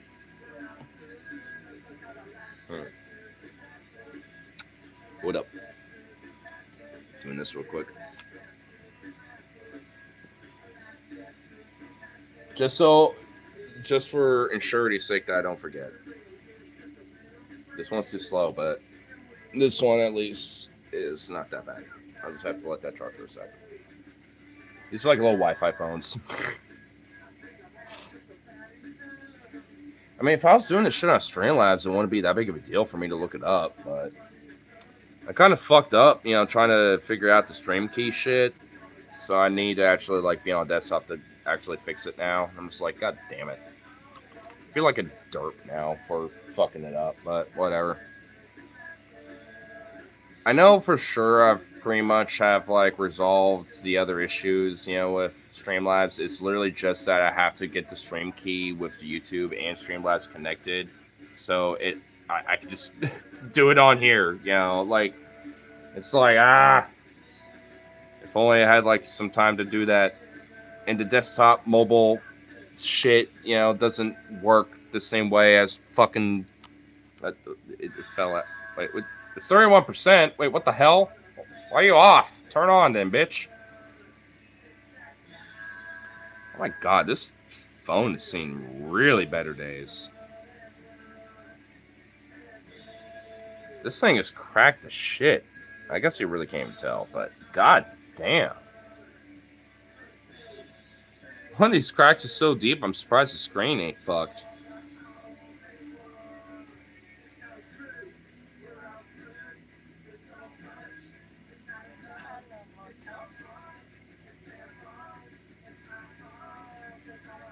Motorola. Yeah. Funny enough, it's actually Brian's old phone. The guy that we were talking about from earlier, it's actually his old phone. He just left it here to be like a little Wi-Fi phone. Oh my god, I forgot it is also slow as well.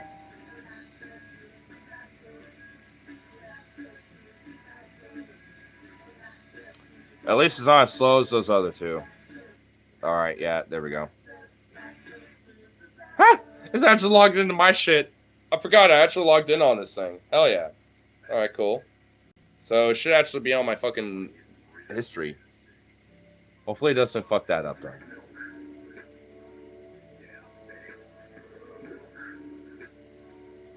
Oh, get out of here. Notifications. Oh my god, so many notifications.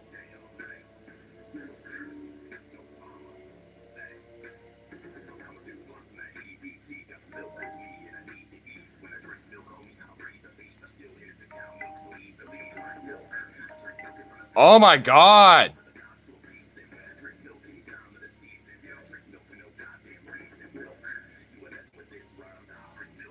Okay, there we go.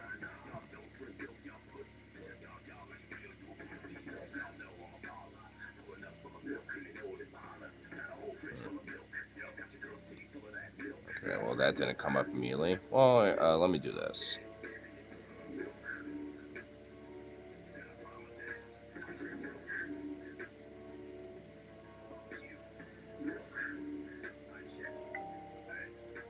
I mean, I'm also looking on YouTube, so is it on any particular platform? Because at least on YouTube, it's not on here. At least not that I'm looking at. At least, oh, why is there so many notifications? Jesus Christ! Oh my god! Look, saw him name. I did.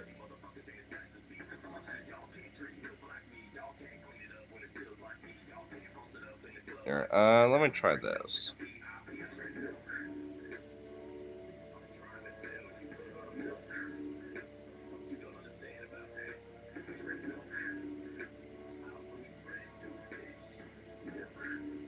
Really? Yeah. I don't know why, but it's literally just showing up shit like this. Stealth Band? Maybe. It's like Key and Peele, The Office, some random ass YouTube shorts. Rat Race, Hitler's Car, which is a good scene in a good movie, but like, yeah, it's just random shit.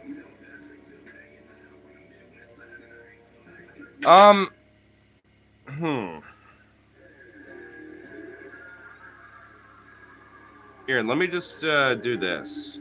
Oh my, come stop. Okay.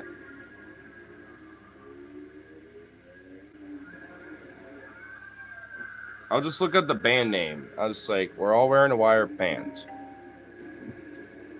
Well, there's a song name called All Wearing Wires by Fire Researchers, which I'm actually kind of curious to listen to real quick.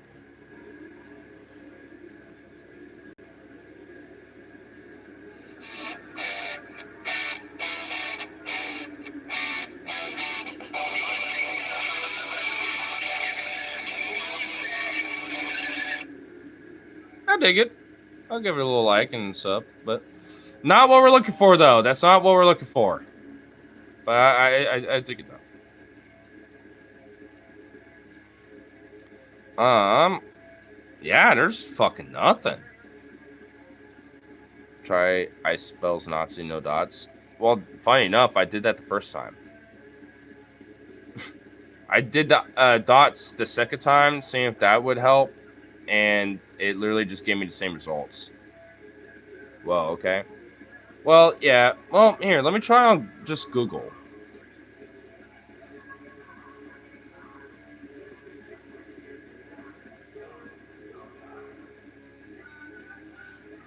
Just Google itself.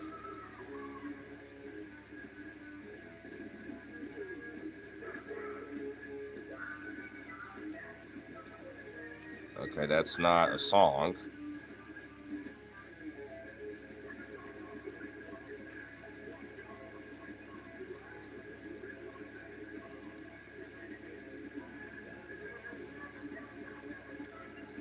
Yeah, yeah, nothing. I mean, there is like an album called "Kill Every Nazi" by Corazon, or Corazon. Music, "Kill Every Nazi." First song. Music for everyone except Nazis. Super tasty or super nasty. Try again. Bring your dog to band practice. Spit something. Huh. Like that's crazy because my account, on my account is public. Huh. Well, honestly, if anything, if you just like post a comment like later, like on the stream once I'm done with it or something like that, then I could probably like look for it deeper. And if you have like a playlist or like a video that's uploaded, you know, with that band or that song or something like that, then I should be able to find it from there. You got Instagram and TikTok. Maybe, you know, that would probably, you know, help, you know, honestly, because I do have an Instagram. I just haven't been on it in a while. So I could probably find it from there. And if you do have anything on YouTube that I could probably find from there, then I can actually probably find it. Or at least, you know, for your account, you know, for, you know, other things later, like looking it up for, whatchamacallit, like, you know, for your comment on the stream later or something.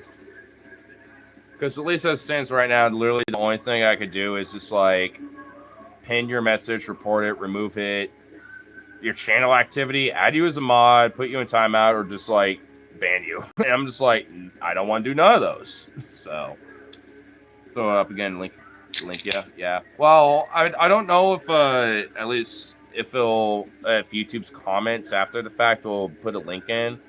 So if it is like a link, I would try to put a space in between like the link factor of it, just so it doesn't count it as a link, just so that I can copy and paste it later, and then I can just take the space out of it. You know what I mean? So, because YouTube is a little fucking finicky about it.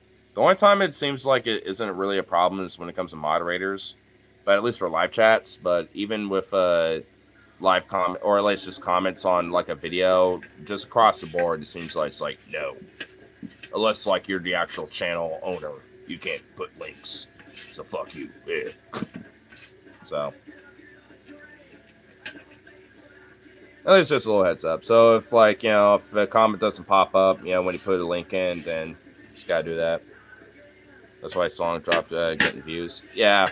But hey, you know, I'll at least, you know, check it out, you know, then I'll put it on the playlist, honestly, because I'm a sucker for all sorts of different little music, especially if it's, you know, related to things I'm into. Because I'm definitely like a big PDX like punk head, and I know a lot of bands. Like actually, one of them's playing right now. Like the Last Responders. There's Los Montblados. It's actually the hat that I'm wearing. It's their hat. 1 out of 5. And then like the Latter-day Skanks, Atomic Terror, which Metal T, my friend, is actually lead guitar stuff. There's a fucking what else? Oh, fuck, there's so many, dude. Holy shit. Headless Pez. There's Monty Viga and the Sit and Shivas, all that type of shit. There's so many different bands, dude. Like, and I'm just a sucker for that type of shit because it's like kind of what really keeps like a lot of these genres and these scenes alive. It's the fact that you got like these local bands just like propping their shit up, trying to open someone. Well, I don't know where like your broader region is, but I mean, you know, I'm in the PNW and PDX, and I kind of know some people depending on the genre of music that you know your shit is, or a Portland band. Well, fuck me. All right, well, depending if you're like kind of ska punk related or like metal related, I unironically could probably maybe we could probably honestly get in some talks. I might know, like, you know, I could get you hooked up with, funny enough, either Metal T or a few other people. Like, it just depends on the genre of music you're all playing. Because if it's like ska-core or like broader, like, you know, punk, ska music and stuff, or like, you know, metal, like whether thrash or just like heavy metal or whatever, you know, broadly, like that type of stuff, depending on what it is, like, I can probably I could probably hook you up a little bit. Be like, hey, I can, you know, get in contact with someone and get you to exchange info and, you know, figure something out. But shit, if you're a Portland band, like, fuck. Weirdly enough, you probably might have unironically seen me at different shows, just like, you know, just moshing out and doing my thing. Funny enough, you might have seen my hat before. Maybe unintentionally and just not knowingly, but hardcore punk, metalcore type stuff. Oh, so kind of all the above. Oh shit. Okay. Well, you know, stick around. I might actually, you know, see if I can talk to some folks about that one. Actually, you know, like I might know some people. I'm not like in the scene, but I'm trying to get myself, you know, musically eventually into that. But I just need to kind of get my chops back a little bit. You know, like I said, get myself more stable so I can get, you know, into that more. And then but also like because I already kind of have the in with different people, like I can easily at least get others, you know, that are already kind of ahead of me, be like, hey, I know some people. They already got a band. They just need to, you know, need to be an opener for somebody. And you know, if the bands I'm thinking of, or at least the people I know that are in the bands, like are not like the opener, but you know, could have someone play like a 20, 30-ish minute set, you know, before they play, then you know, might make for a juicier set. Or even for like, you know, Volume Bomb, you know, or something like that, you know, like, you know, where there's like a 30-minute set list that's empty and that slot needs to be filled somehow. Like, you know, even with that, I even know a few people too, you know, that actually I used to live by, you know, for a while too. Fuck. Like, I actually know a couple different people. There are like some of them I've kind of fallen out of, but at least when it comes to the main, you know, ones I'm talking about, like I haven't. But there are some others that are like more of like logistic behind the scene kind of people that you know help set shit like this up and stuff. Like they're like another like fuck. I need to see if like you know if they're still around and shit, you know, too, just so I can maybe you know talk to them about that too.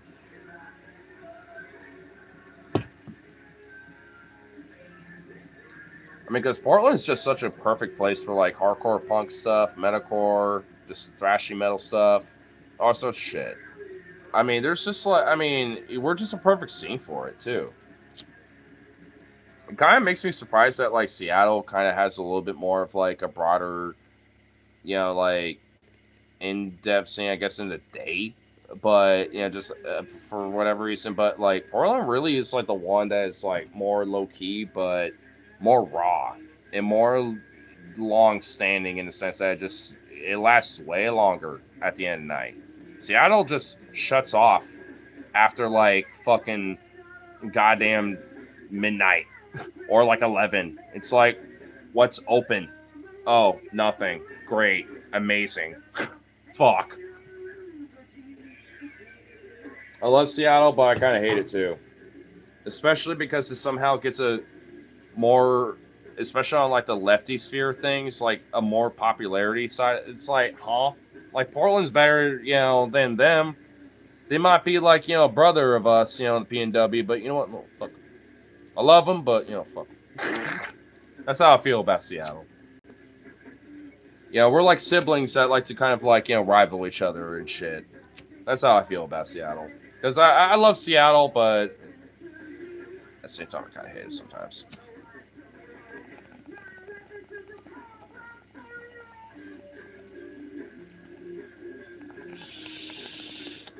Fuck Seattle. Yeah, I knew you would say to Harley. Yeah, because there's, especially like with most shit, like 90% of shit closing after like 10, and then the last 10% closes after midnight. At worst, like 11, but like, you know, at best, maybe midnight. It's like, dude, at least here in Portland, our shit lasts until like, depending on the bar, up until 2 in the fucking morning. Most convenience stores 24/7. Like we, you know, our last call is 2:30. Like, bitch. Like, Portland should be a better, you know, leftist, like, you know, progressive city versus fucking Seattle. It's just that Seattle's got a few extra little perks, I guess. You know, and the tourist thing, and, you know, the cruise, and the fucking Puget, and all that bullshit. But it's like, you know what? It's awesome. They got, you know, Seattle's got some cool fucking shit. Like, I'm not even gonna deny it. But you know what? Like, if you live there, it's kind of ass. Like, I'd dead ass would rather live in Portland. You know, because even then, like, there's plenty of things in Portland where I haven't really, like, completely explored, even though they're, like, complete tourist destinations. Not every little fucking, you know, like, place, but, you know, some of them. I've been to most. Honestly, like, it's most of Oregon that I haven't really explored. Like, Crater Lake, Bend, you know, like, Southeast Oregon, you know, like, all these other places. Like, I haven't explored that shit. Gold Beach and shit, like, I haven't explored that, but I've been pretty much everywhere else around Oregon, and it's like, damn, oof, I got a lot to explore in my own home state. Might do it in September. I mean, what, for like a day trip, or what, like a weekend thing? Because if it's like a day trip, I mean, like, because Seattle, like, especially for me, like, I like doing day trips out there. Because after a certain point, you're like, all right, things closing up. We're done. We're gone. Trying to overnight train method. Honestly, either one day or the train method. If you're doing the overnight one, you unironically might want to bring a sleeping bag or something because, like, or at least have a backpack where you can have, you know, something like that stuffed into it. Because if you're not staying overnight at a hotel and or you just don't want to spend money for that, you hypothetically could literally be by King Station, which is the train station at Seattle, you know, right outside of it up until about 5 or 6 o'clock in the morning, or it's like 7. It's like somewhere around there. And from there, like, you can at least, you know, get inside, charge up your phone, stuff like that, and at least be warm. But hence why the sleeping bag. Most venues don't allow backpacks. They don't, but if you do, they usually will let you turn it in at, like, you know, the venue or like kiosk, like merch stands. You know, not like the actual merch stands, but like, you know, right in front of the venue. Like, usually, at least from my understanding, most venues will let you like drop them off. You know, they usually will like say, hey, you got to pay a fee, but you could drop it off, you know, and when you leave the venue, you can pick it up. Like, because they'll hold on to it for you. At least, you know, for most venues, not just in Seattle, but here in Portland too, and other places, other venues I've been to, like, that seems to be the kind of the case, where some places will, like, for a fee, you can drop your bag off and stuff, because if you can't afford to leave it out somewhere, then, you know, you could do that. It's like the code exchange thing, but, you know, for a bag, it's like a little extra, but they'll do it for you. At least from my understanding. If you're going to a show up there, you can ask a venue, like, call up ahead of time before you go up there, be like, hey, what's your policy on bags and backpacks? Because I'm going to go up there by train and be overnight, you know, by the train station. You know, I just want to make sure that it's okay to have a bag. Got a power bank for my phone. Well, all right, so pretty much, you know, solid there. I mean, yeah. I mean, I guess, honestly, you know, just call up the video ahead of time. Just be like, hey, what's the policy on your bags, and it's okay if I could just turn it in like near the entrance, and then when I leave, I can just retrieve it. Because usually most venues are pretty chill about that. Like, as long as you're like, call up airtime or, explain the situation and then just say, hey, it's cool. They might give you a little fee, but it really at worst. But at best, it'll just be chill and just hold it behind like the bar or something, Especially in my experience, I mean, that seems to be the case. So. And buy a fuck ton of 6-packs and get drunk all night. But the thing is, though, like, Seattle closes up early, so you can't go to a fucking convenience store to do that. Harley has the right idea. Yeah, if convenience stores are open late enough, at fucking Seattle. Explore City, use the bike share system. You know what? That's actually a better idea, dog. You know what? I like to cut at that jib. And arguably, that's a better way. Dude, like, you have no traffic. The worst thing is, like, some weird tweaker homeless people, which is no different than Portland, you know what I mean? Like, you just explore the city and just check out some cool sights and places, at night, too. As long as you layer up nice, because, it is Puget Sound, and it's up more north, so it's going to be colder, but, like, dude. Bro, that'd actually be fun, dude. That'd actually be kind of fun, bro. We just check out, so much of fucking Seattle and check out all the sights, and stuff, like the cool little architecture and other shit. Yeah, and they got 24-hour buses. Not, all across the board, but yeah, they got some. Yeah, you're right. Shit, bro. I mean, now that I got my, kind of shit going on now, like, I could kind of feel like I could kind of get myself a little bit on the roll again on that one. So I'm like, do I kind of want to maybe? I'll have to see what it looks like, for myself, the next, couple weeks after Chicago. But I don't know. Bike share also. Oh, yeah, dude. I mean, hey, we all should. That would be an easy way to go check out all these fucking places we want to go to. Because, I mean, for as long as we're staying, oh, dude, yeah. I mean, for some of the parks and some of the places, yeah, easily. We can, with the bike share shit, we can hit so many different places. I do say, though, like, we should at least check out, at minimal, one museum. We should go to one museum in Chicago and actually check it out. I don't give a fuck if it's an art museum, a history museum, or whatever the fuck. Like, we need to check out a museum. We at least do that, because we need to at least check out a museum. I don't give a fuck what, just one. Just something.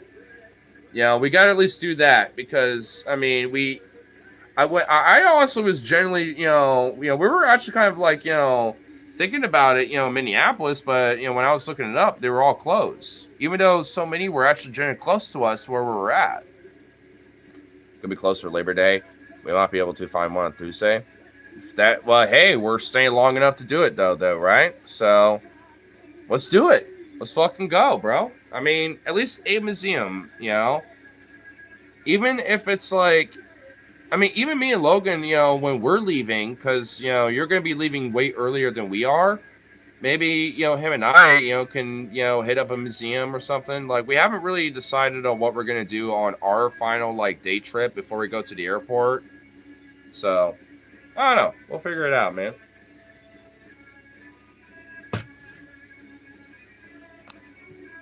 Way earlier. It's just a few hours earlier, I think. Is it? I thought, like, you were leaving at, like, 2 or 3, and then we're leaving at, like, 9 o'clock or something. Like, we have to be at the airport by, like, 7. But we have, like, a good, like, 4-ish plus hours, at least, to still explore the city. So that means that we have at least, like, 1, maybe 2 different places. Or 3 if we want to check out, like, some smaller spots, that are, like... I mean... I don't know. Like, from what I understand, like, the difference in hours between, when we need to, like, get to the airport is actually significant enough to where we still have a decent day. At least I don't know. I'll have to talk with Logan a little more on that one, but at least from what I understand, that seems to be the case. Because I know for sure that we're gonna at least be able to explore some more shit in Chicago before we leave. Because they're gonna be leaving sooner than we are. So I don't know. We'll have to figure it out. We'll make a game plan for sure. Like I think honestly, while we're at the airport before we board, I think we'll at least get a general synopsis on like, all right. Here's how we fucking get a general idea. Like, all right, so the show's this day. Here's what we're gonna be doing. Here's the day that we're arriving. Here's what we're doing, and then the next day, here's what we're doing. Blah blah blah. Like I mean, we can get a genuine gauge, and if anything, map it out too. Like we can map out something we could check out on the way to the venue, or at least all that shit. And then the other days, like, hey, let's check out some shit over here in this part of Chicago. The day, we go to the show, we check out this part of Chicago, and then go to the venue. And then, like, the next day, we check out this chunk of Chicago. We'll figure some shit out. I know this much. I want to take a dive in that fucking lake, dude. I'm taking a dive in that lake. I don't give a fuck how cold it is. Get me lit enough, especially, and I'll embrace that cold. I'll do it anyway, sober or anything, but like I'll probably be in there and then immediately get out. But if you get me lit enough, I'll be like, I embrace the cold. I don't give a fuck. Whoa! Like I would just be like, fuck it. So I want to see how their beach holds up. Yeah, you know what's up. You know what's up, Rip. You know what's up. You know what, brother? Let's do it together. Let's fucking go in there. Let's find like a rock or something that if there's like a rock like on the edge of like the waters or something that happens to be like like deep or something, we could jump off then just swim out of. Let's find that. But if not, then whatever. We'll just have to get in there and then just like whoa. The lemon is like 74. The lake is like 71. So not that bad. Probably the same as Clack. Yeah, so not that bad. Okay. Oh, yeah. If I get, if we're all hanging out, Rip, what do you feel about having a bonfire by the lake? Honestly, how about this? Let's gauge it with the locals, because if there's other people having bonfires on the side of the lake, that just means that we can do it too. So if we see that, should we do it?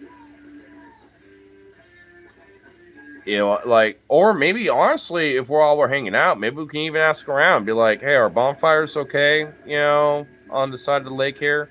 And if they say, yeah, sure, then let's just fucking do it, even if it's in the middle of the damn day. And then just fucking, while we're drying off, if the air happens to be cold, even if the water's a little warm, then we got the fire to help dry us off and warm us up. Would there be possible? How would we get the wood there? I'm sure there's going to be wood around. Scrap wood and shit. Like, I'm sure there's got to be some stuff around, bro. It's not going to be a big fire. It's not going to be like, the Willamette, bonfires that we have. It's not going to be like that. But I'm sure we can make it like a little small fire where we can kind of huddle around and warm ourselves up and dry ourselves off on, while the sun's on us or something. Yeah. I'm sure we can get a little something. If anything, like smaller, arguably probably the better. Because then it's easy to put out and just bury it and all that shit. Wet down and, well, there you go. Probably not going to be a random wood around. They would have way fewer trees in Portland. Well, that's what I'm saying. Like, we could find, like, little things and stuff. But, hey, while we're diving in the water, and if we happen to be like, oh shit, it is actually kind of cold, then we just do that to help accelerate our warmth and all that other shit. But hey, this can't too. Because if that's the case, especially with a Chicago style brew like this, I mean, I think we'd be alright. Exactly the same temp as Clack right now. They're both 72 approximate. Oh, then perfect, bro. Perfect. Oh, hell yeah, brother. Oh, hi, Jazzy. Oh, look at that little tail.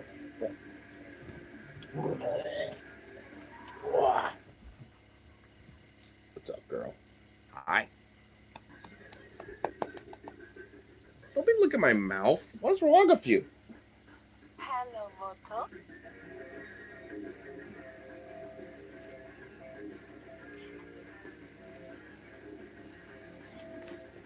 Oh, you stretchy thing. Oh my god. Ugh. Ugh.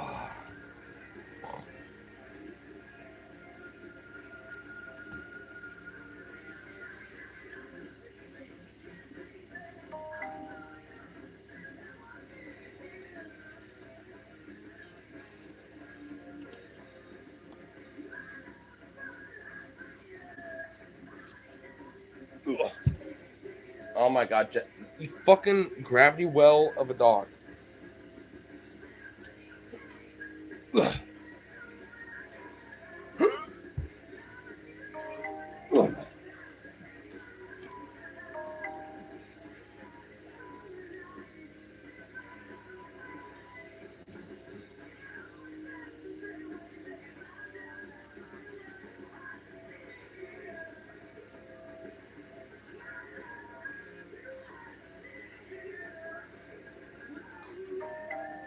It's a doggo. It's a Jazzy. My doggo's the younger brother of this little chunk of a Jazzy. And then we have Stas Vito. Vito. The twin sibling of the Jazzy. The older brother of my boy Zuzu. Vito. Vito. Don't paw me. Get over here. Vito Potato. Vito Potato. Yeah. Ugh. Vito Potato. Ah! Dude, no, stop! Fuck! I'm getting like tongue on tongue action by both these dogs. Lord of mercy.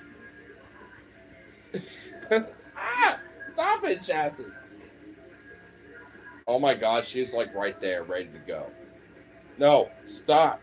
Go away. No!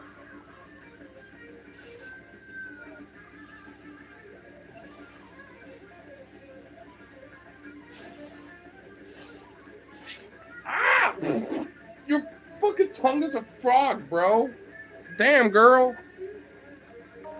Her tongue is a fucking frog. You got a frog tongue. What's wrong with you? Oh, get away from your fucking mouth. I don't trust you.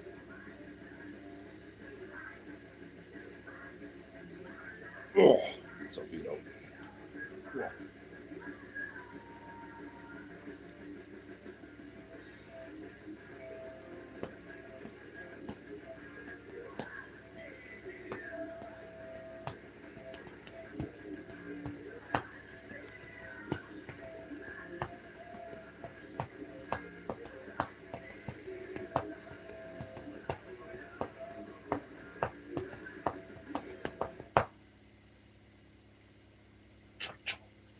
Little floof percussion down.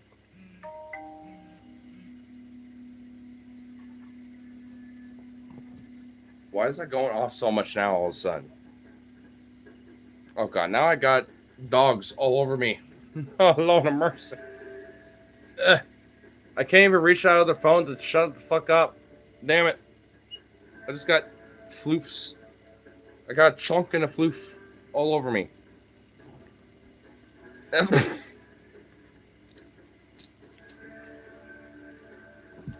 Vito, what are you doing? Are you trying to massage my back with your fucking steel baton of a tail? Oh my god. Ow! Oh my god. Jazzy, you cunt. Oh, Jazzy, you bitch. Okay, fuck you now, you asshole. You bitch. You just... Oh, I'm gonna feel that. Oh my god. Oh, she put her life essence in that, dude. Oh my god. I didn't have to piss now, but now I really have to because she just did that. She just like incited something in my bladder, something fierce, dude. Holy fuck.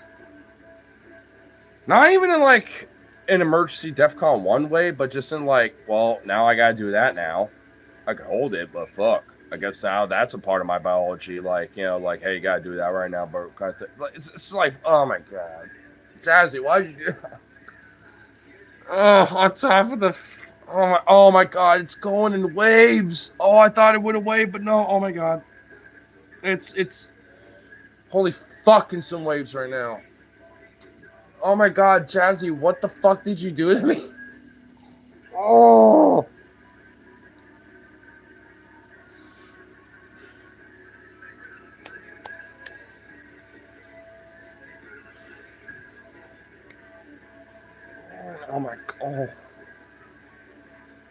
Oh my gosh, it's fucking kind of hard to try to like jostle and adjust right now because when I do that, it gets funny. Oh my god, dude, she just like fucking hit a trigger point. If I just stay still, it's fine, but if I move, like, oh god, Lord of mercy. Oh, I'm just gonna have to just force it. Oh, yep. Oh. Yep, okay, yeah, I felt that. Yeah, oh. What the fuck did you do to me, you bitch? What the fuck? Damn! Okay, it's better now. Like, it wasn't as bad as it was earlier, but oh my god. It needed a minor adjustment, but holy shit.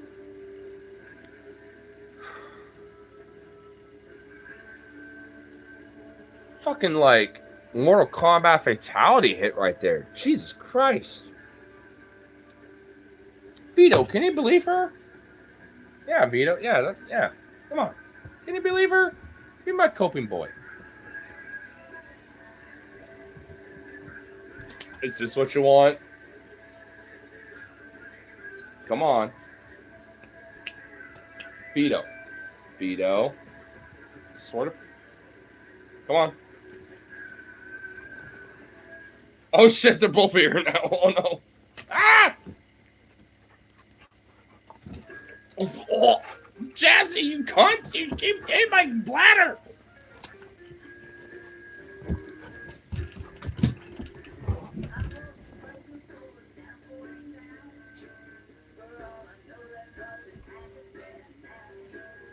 Vito.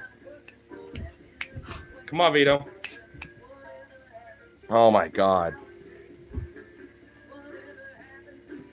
And with the diners called it, but there's a diner in Chicago that has a Bluesmobile at the pole.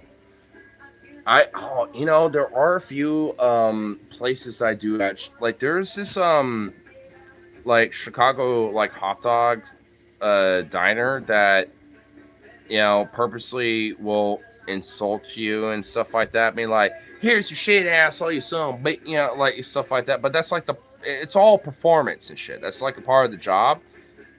I forgot exactly what the name of that fucking place is, but I really want to go to that. If I have an opportunity and we happen to be in the neck of the woods of this place, I want to check it out. I'm gonna try to look it up, you know, tomorrow for sure, and see if, you know, I can at least get either Stefan or Logan, somebody to come with me. If not, I'll just go by myself. I don't even care. I'll be like, fuck it. You know, I'll even vlog it. I'll put up a short or even stream it or something. I don't even care. I don't know. I'll do that. I'll be like, yo, I'm here doing this thing, you know, eating this dank and fucking get shit talked on, but I'll shit back. You know what I'm saying?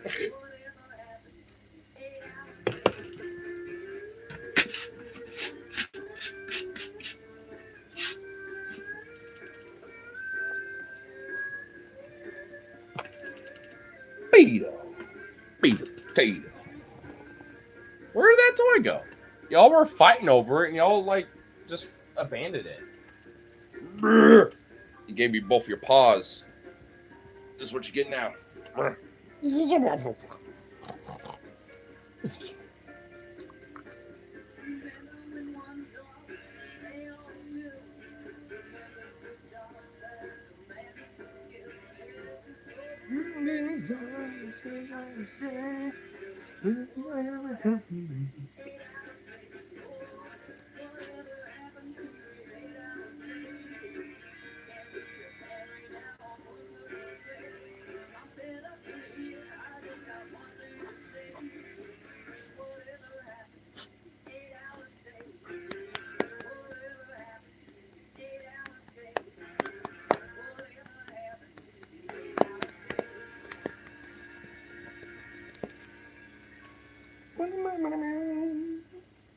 Little beat of potato.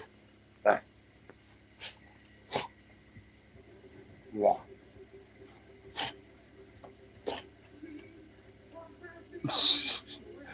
Could be a little fucking dorky ass dog. What are you doing? He was just literally stuffing his face in the mattress, or not the mattress, but the cushions of this fucking couch. Vito. Don't be growling at your sis, but get it. Get it, Vito. Get the toy. Get it, toy. Get the toy. Get it, toy. Vito, get the toy. Bring it. Bring it. Bring it, Vito. Get it, Vito. Vito. Vito, bring it. Bring it, Vito. That's not bringing it. You're going the opposite direction. Oh my god. Now it's fine. Vito, bring it over here. Oh my god.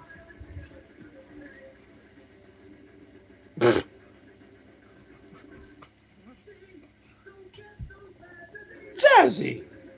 You know what? Fine, Jazzy. You bring it over here. Fucking bitch. Get Jazzy. Vito, come.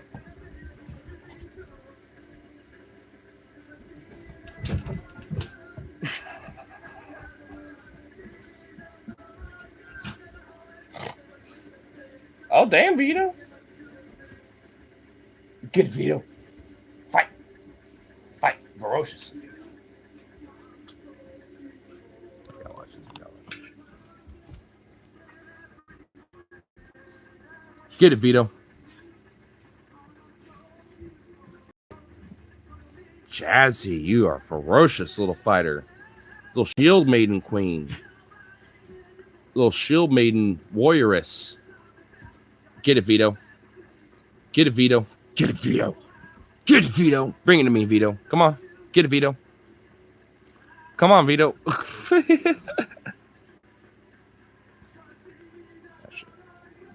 Ah! What the fuck? Some stupid pop-up. Okay, there we go. Get it, Vito. Vito potato. Come on, boy. You got it. Vito, bring it. Vito, bring it. You know what? Whoever brings it to me first, fuck it. Jazzy, Vito, bring it. Bring it. Bring it over. Come on. Jazzy, come. They're Damn, Jazzy. Get Jazzy. She dragged her. Look at Jazzy. Holy shit. She's such a ferocious little shit. Get Jazzy. Oh, good Jazzy. Oh my goodness. Look at her. No. Okay, come on. Come here, Jazzy. Jazzy, come. Bring it. Jazzy, bring it. Good girl. Good girl, Jazzy. Watch it. Look at her. Oh. Look at her. That cute little face. Oh my god. Good girl. You win. I lose. That's Vito in a nutshell. I lose. You win. I lose. You win.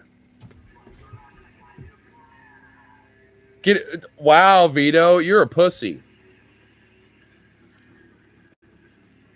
Channel that aggression, Vito. Vito, come. Vito. I'll give you a head start, Vito. Come. Go, Vito. I guess I actually got Jazzy a head start. Damn it. Jazzy up. Jazzy up. Whoa, whoa. You chill the fuck out. Get it, Vito. She was like, what the fuck? She was distracted. Good. That was perfect. Get it, Jazzy. No. Get it, Vito. Vito, get it. Come on, Vito. Get it, Vito. Get it, Vito. Get it, Vito. Get it, Vito. Oh, Vito, you are a You know what? No, I refuse to accept this. No. Vito, get it. Vito. Vito. Get it. Get it, Vito. Get it, Vito. You bitch. Oh my god. I can't even be mad at that fucking face, but you bitch, though. Wow. You deny Vito a toy. You deny him that. Look at this poor baby boy. Look at him. Get it. Yeah, come on. Oh, Jazzy! You are a bitch. You possessive little bitch. Come on, Vito. Get it, Vito. Get it, Vito. Vito, get it. Come on, boy. That a boy. Good, Vito. Get it. Get it, Vito. Holy shit. Jesus. She's so fucking ferocious. Get it, Vito. Come on, Vito. Get it. You got it, Vito. Come on. Come on, Vito.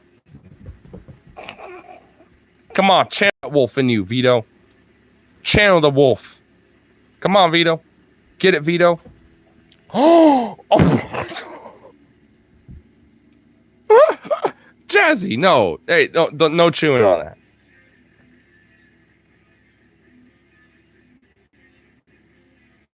Wow. Bug. You are a bitch. But goddamn, are you fucking adorable and so cute. Oh, don't give me that fucking face.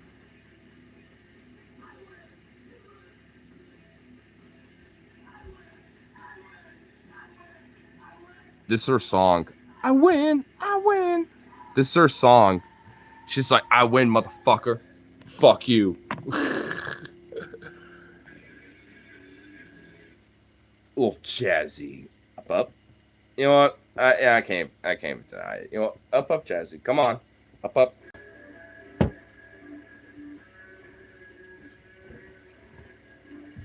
Whoa.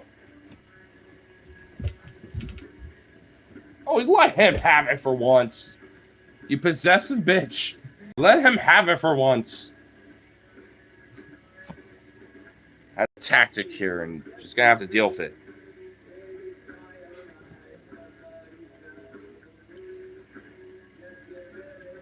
Don't give me that look. I swear to God. No.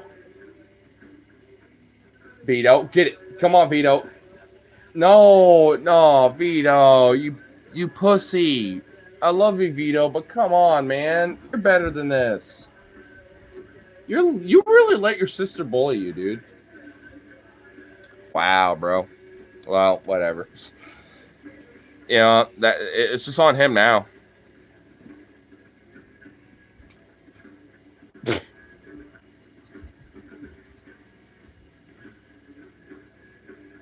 Vito! You lazy fuck. I thought Zukov was lazy. I guess that walk really laced him out because he's not really as ferocious as he was earlier today.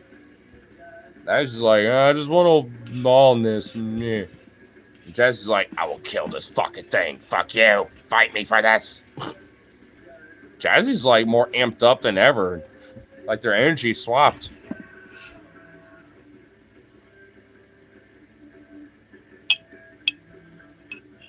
Oh, goodness gracious. What goofy little dogs. What goofy little beans.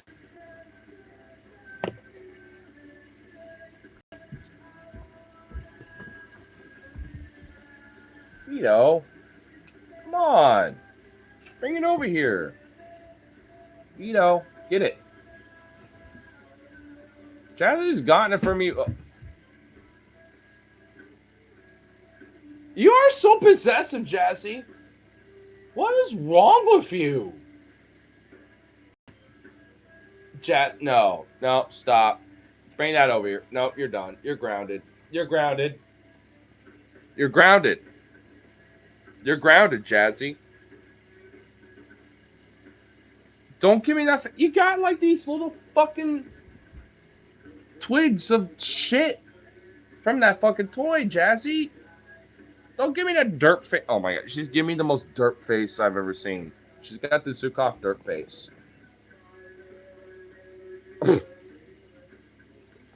I hate to deny it, but I'm denying it now. It's like, oh fuck no. Probably gets the last minute ticket to Chicago to hotel technically has an extra bed, Lamau. I can't take that many days off work. Ah, come on, Harles. Wait, you know what? Hey, Rip City, what about Tyler? I got a really bad case of food poisoning. I'm gonna have to let you know when I'm available. And he could purposely make himself sick for 12 hours, get a doctor's note, and just be like, here's the doctor's note, fuck you. And then excuse it, have a whole trip that you could join us on. Last second shit. Tyler can't. Bullshit. He can work some shit out. I know he can't. He's got shows and stuff. Man, as much as I got my political critiques about Tyler, especially of how he could be and stuff, I miss that old motherfucker, I miss that old fool. We don't hang out enough. It's man, especially if it comes to a lot of different things, I want to definitely hang with him more and actually legit kind of be like, hey, let's chat about some stuff. Not just catching up, but also when it comes to shows, music stuff, political stuff, all sorts of things. And just catch up. Because it's almost kind of starting to get to the point where it's damn, you're feeling like a distant friend more so than part of the gang, just because of his schedule. I don't blame him for it. It's just his schedule. Because I hang out with him a decent amount. I know you two do, yeah, because my schedule is not the same. And especially with how my things are, I don't really have availability no matter what because I got other shit that I need to, deal with. And now that I finally got it all worked out, now it's just kind of up in the air about, what is going to be my availability once everything's all kind of settled and set in stone, So now it's just about that type of shit, other stuff. But, and hopefully, there's at least, a day, if not a couple days, or a weekend, whatever, to at least, catch up, at least just with him, or at least, have our schedules aligned to where we can all actually truly hang out and do that type of shit again and stuff. Where the fuck are they going? Both of them ran right over to the back porch. That actually makes me kind of think I probably should go over that. I need to take a piss anyway, but that's the one I thought the porch. What's that, huh?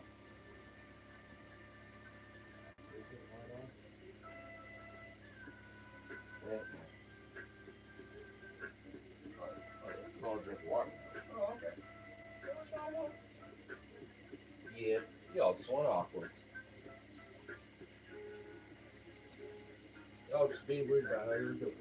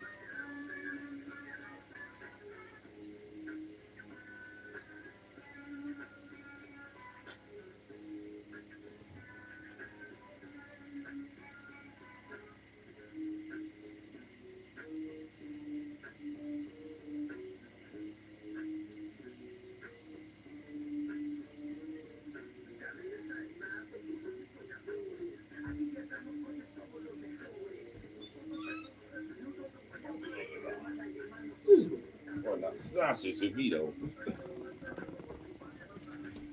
Hi, Vito. I'm a sick you little bird. Come here. Hi, Vito. Fluke boy.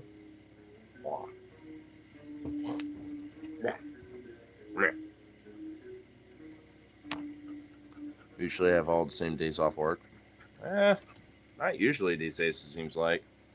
Never all seem to hang out, on the same days off, at least it seems. Outside of vacational times. But maybe it's just because of my own shit, and I just don't have the availability for it. But I got like an actual reasonable understanding for it, and luckily now that should be rectified. But we'll have to see. I have to see what happens after Chicago. New chapter, right? In fact, even cheers to that chapter. Ain't that right, Vito?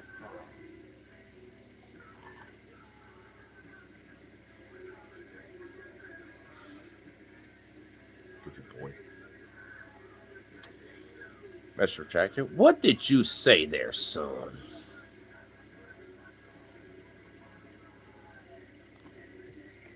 He didn't even let me have a chance to read it. You retracted it before I could.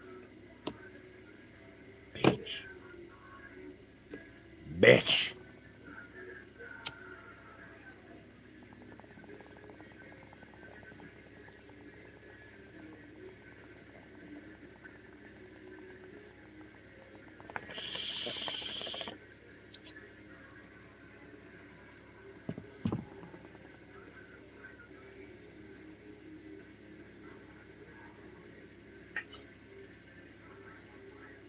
Oh my god, Jazzy's sleeping over there in the corners. Jazzy's sleeping over there in the corners. So goddamn adorable right now. Hold on.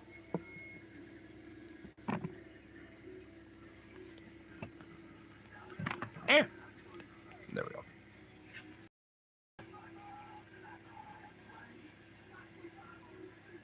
Oh.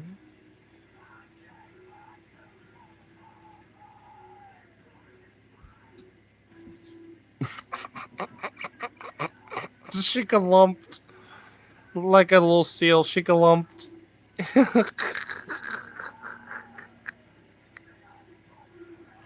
You little galump. Little harbor seal galump girl. Aww. Buck.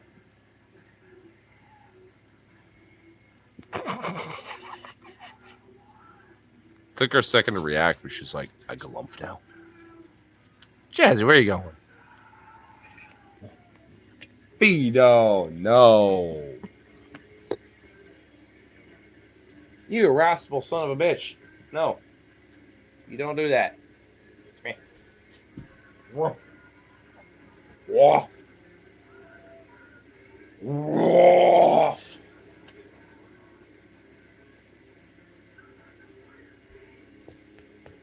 Oh, I see why you're doing it now. I hear what's going on. I hear what's happening. I think your dad's back, isn't it? Your dad's back. I think I heard your dad being home. Is that what's happening? Yep, it is. No, you can just be right here. Oh, speaking of, like, Sukov is... Oh, not Sukov. Vito was such a good boy later this evening. When I came here tonight, like, I came from the back, and, like, straight up, this boy was such a good boy, he didn't even bark one iota when I came by, because normally he's a boof boy, even before I show up, but he's so used to Unk. He just knows it's me, and he don't even bark no more. He's such a good boy on that. It's like, oh, good little Vito. You don't bark, when Unk show up. Well, now you're just being a little irascible son of a bitch. You're just like, you just want to stretch out like a little bean. Oh my god.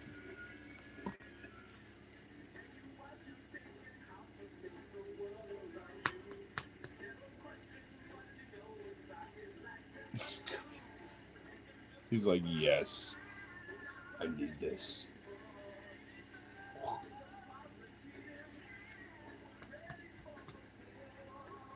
Whoa.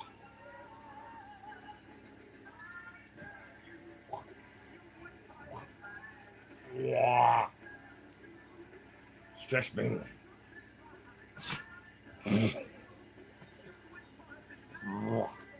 Sneeze.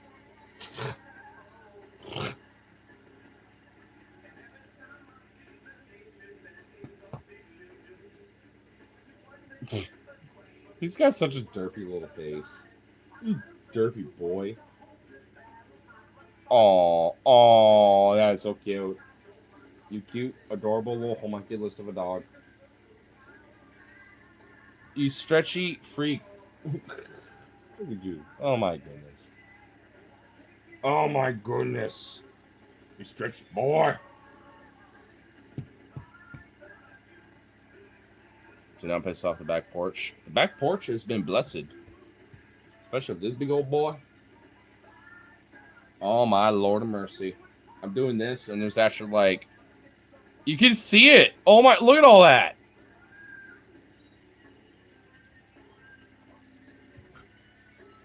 Oh! Are you insecure about your shed tendencies? Is that what's going on? Insecure about your shedding tendencies? He needs like another little brush. Oh my god, there's so much on my hand. Ah, Lord of mercy. It's everywhere. Oh god. Where's the lint warler? We need one. Jeez, it's just flying. It's just flying everywhere. Oh no. You know, I see why there's dog hairs on my tray now. Between me and Logan, we do this to the pups, and then it just floofs in the air, and then we got these fans. And then my shenanigans, yeah, it's it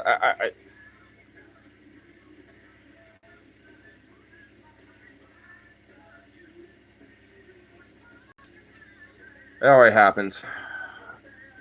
I had to address a puffball in the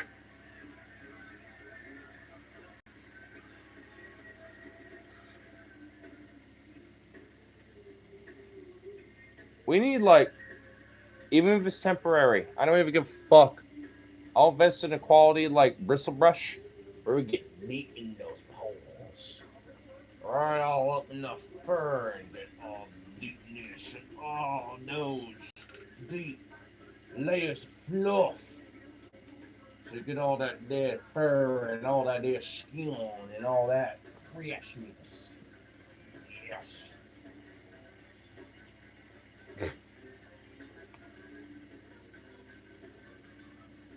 I got Vito's only response is like just hyperactive fucking breathing. Nothing anything else. He's so intense. Why are you breathing so intensely? Just like you're just there, just chilling, but you're breathing so like you're about to like have your heart burst. Are we good? Are you good over there? You're so intense. Even though just there, be like, I'm a goof. Like, what is up? Not even Zukov is like this. Jazzy ain't like that. You're the only one that's like this, bro.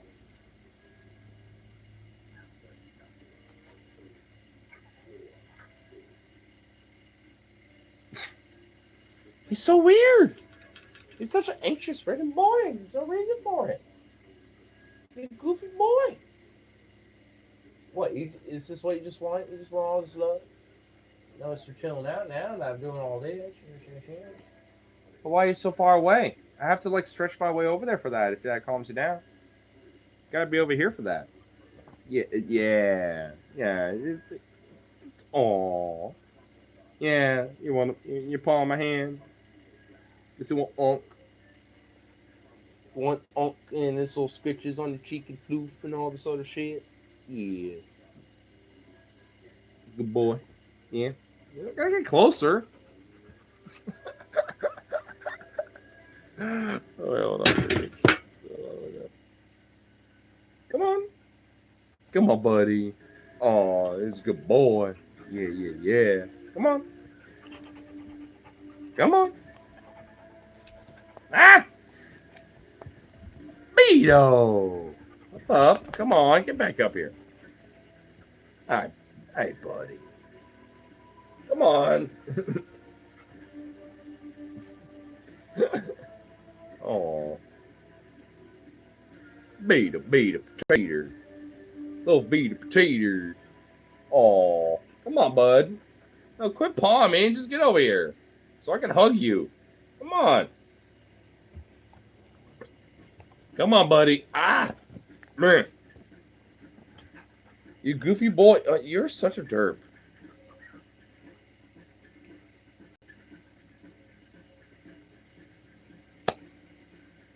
Do you even know what you want?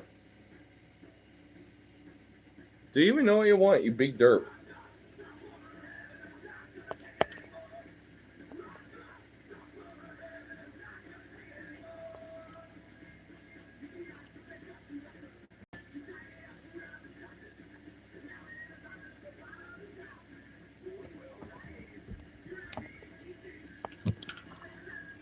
He's such a fucking. Oh my god. Oh fucking goddamn. It's the charter card. God Jesus Christ. But what the fuck? He's such a derp. Such a derpy little shit, man.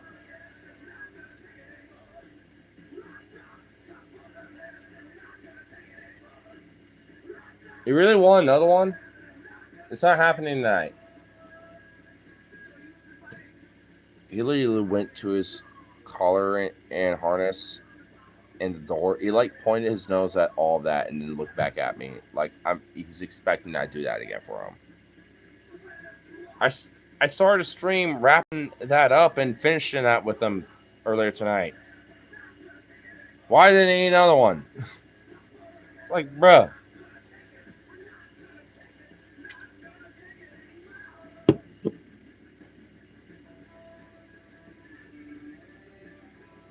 You're actually kind of disappointed that, you know, Dad ain't here yet, aren't you?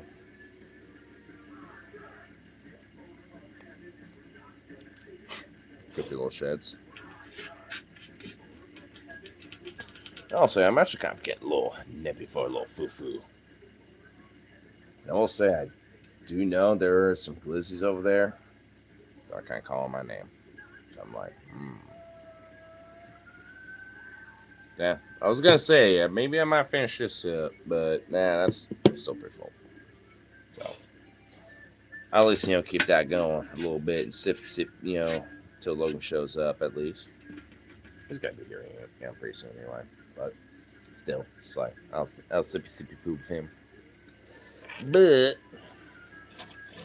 I'll at least get a little glizzy, maybe two. Oh, especially for like a little honey mustard. Honestly, the one thing I wish I could have on top of that is some sauteed, caramelized sauerkraut and onion on top of some honey mustard with a glizzy. Oh, if I can have some of that, even if it's like straight up like fucking a jar version of that shit, I don't even care. I'll take it. I mean, I'll just put it on the pan really quick, let it be caramelized for a sec, and then just boom. At least for the sauerkraut, you got fresh onions, so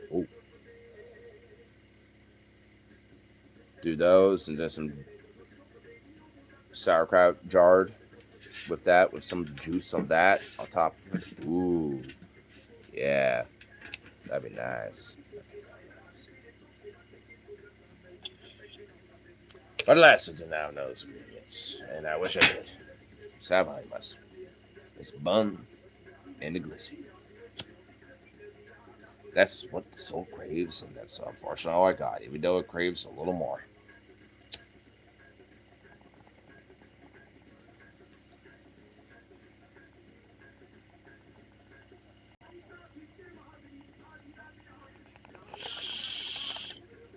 Ew.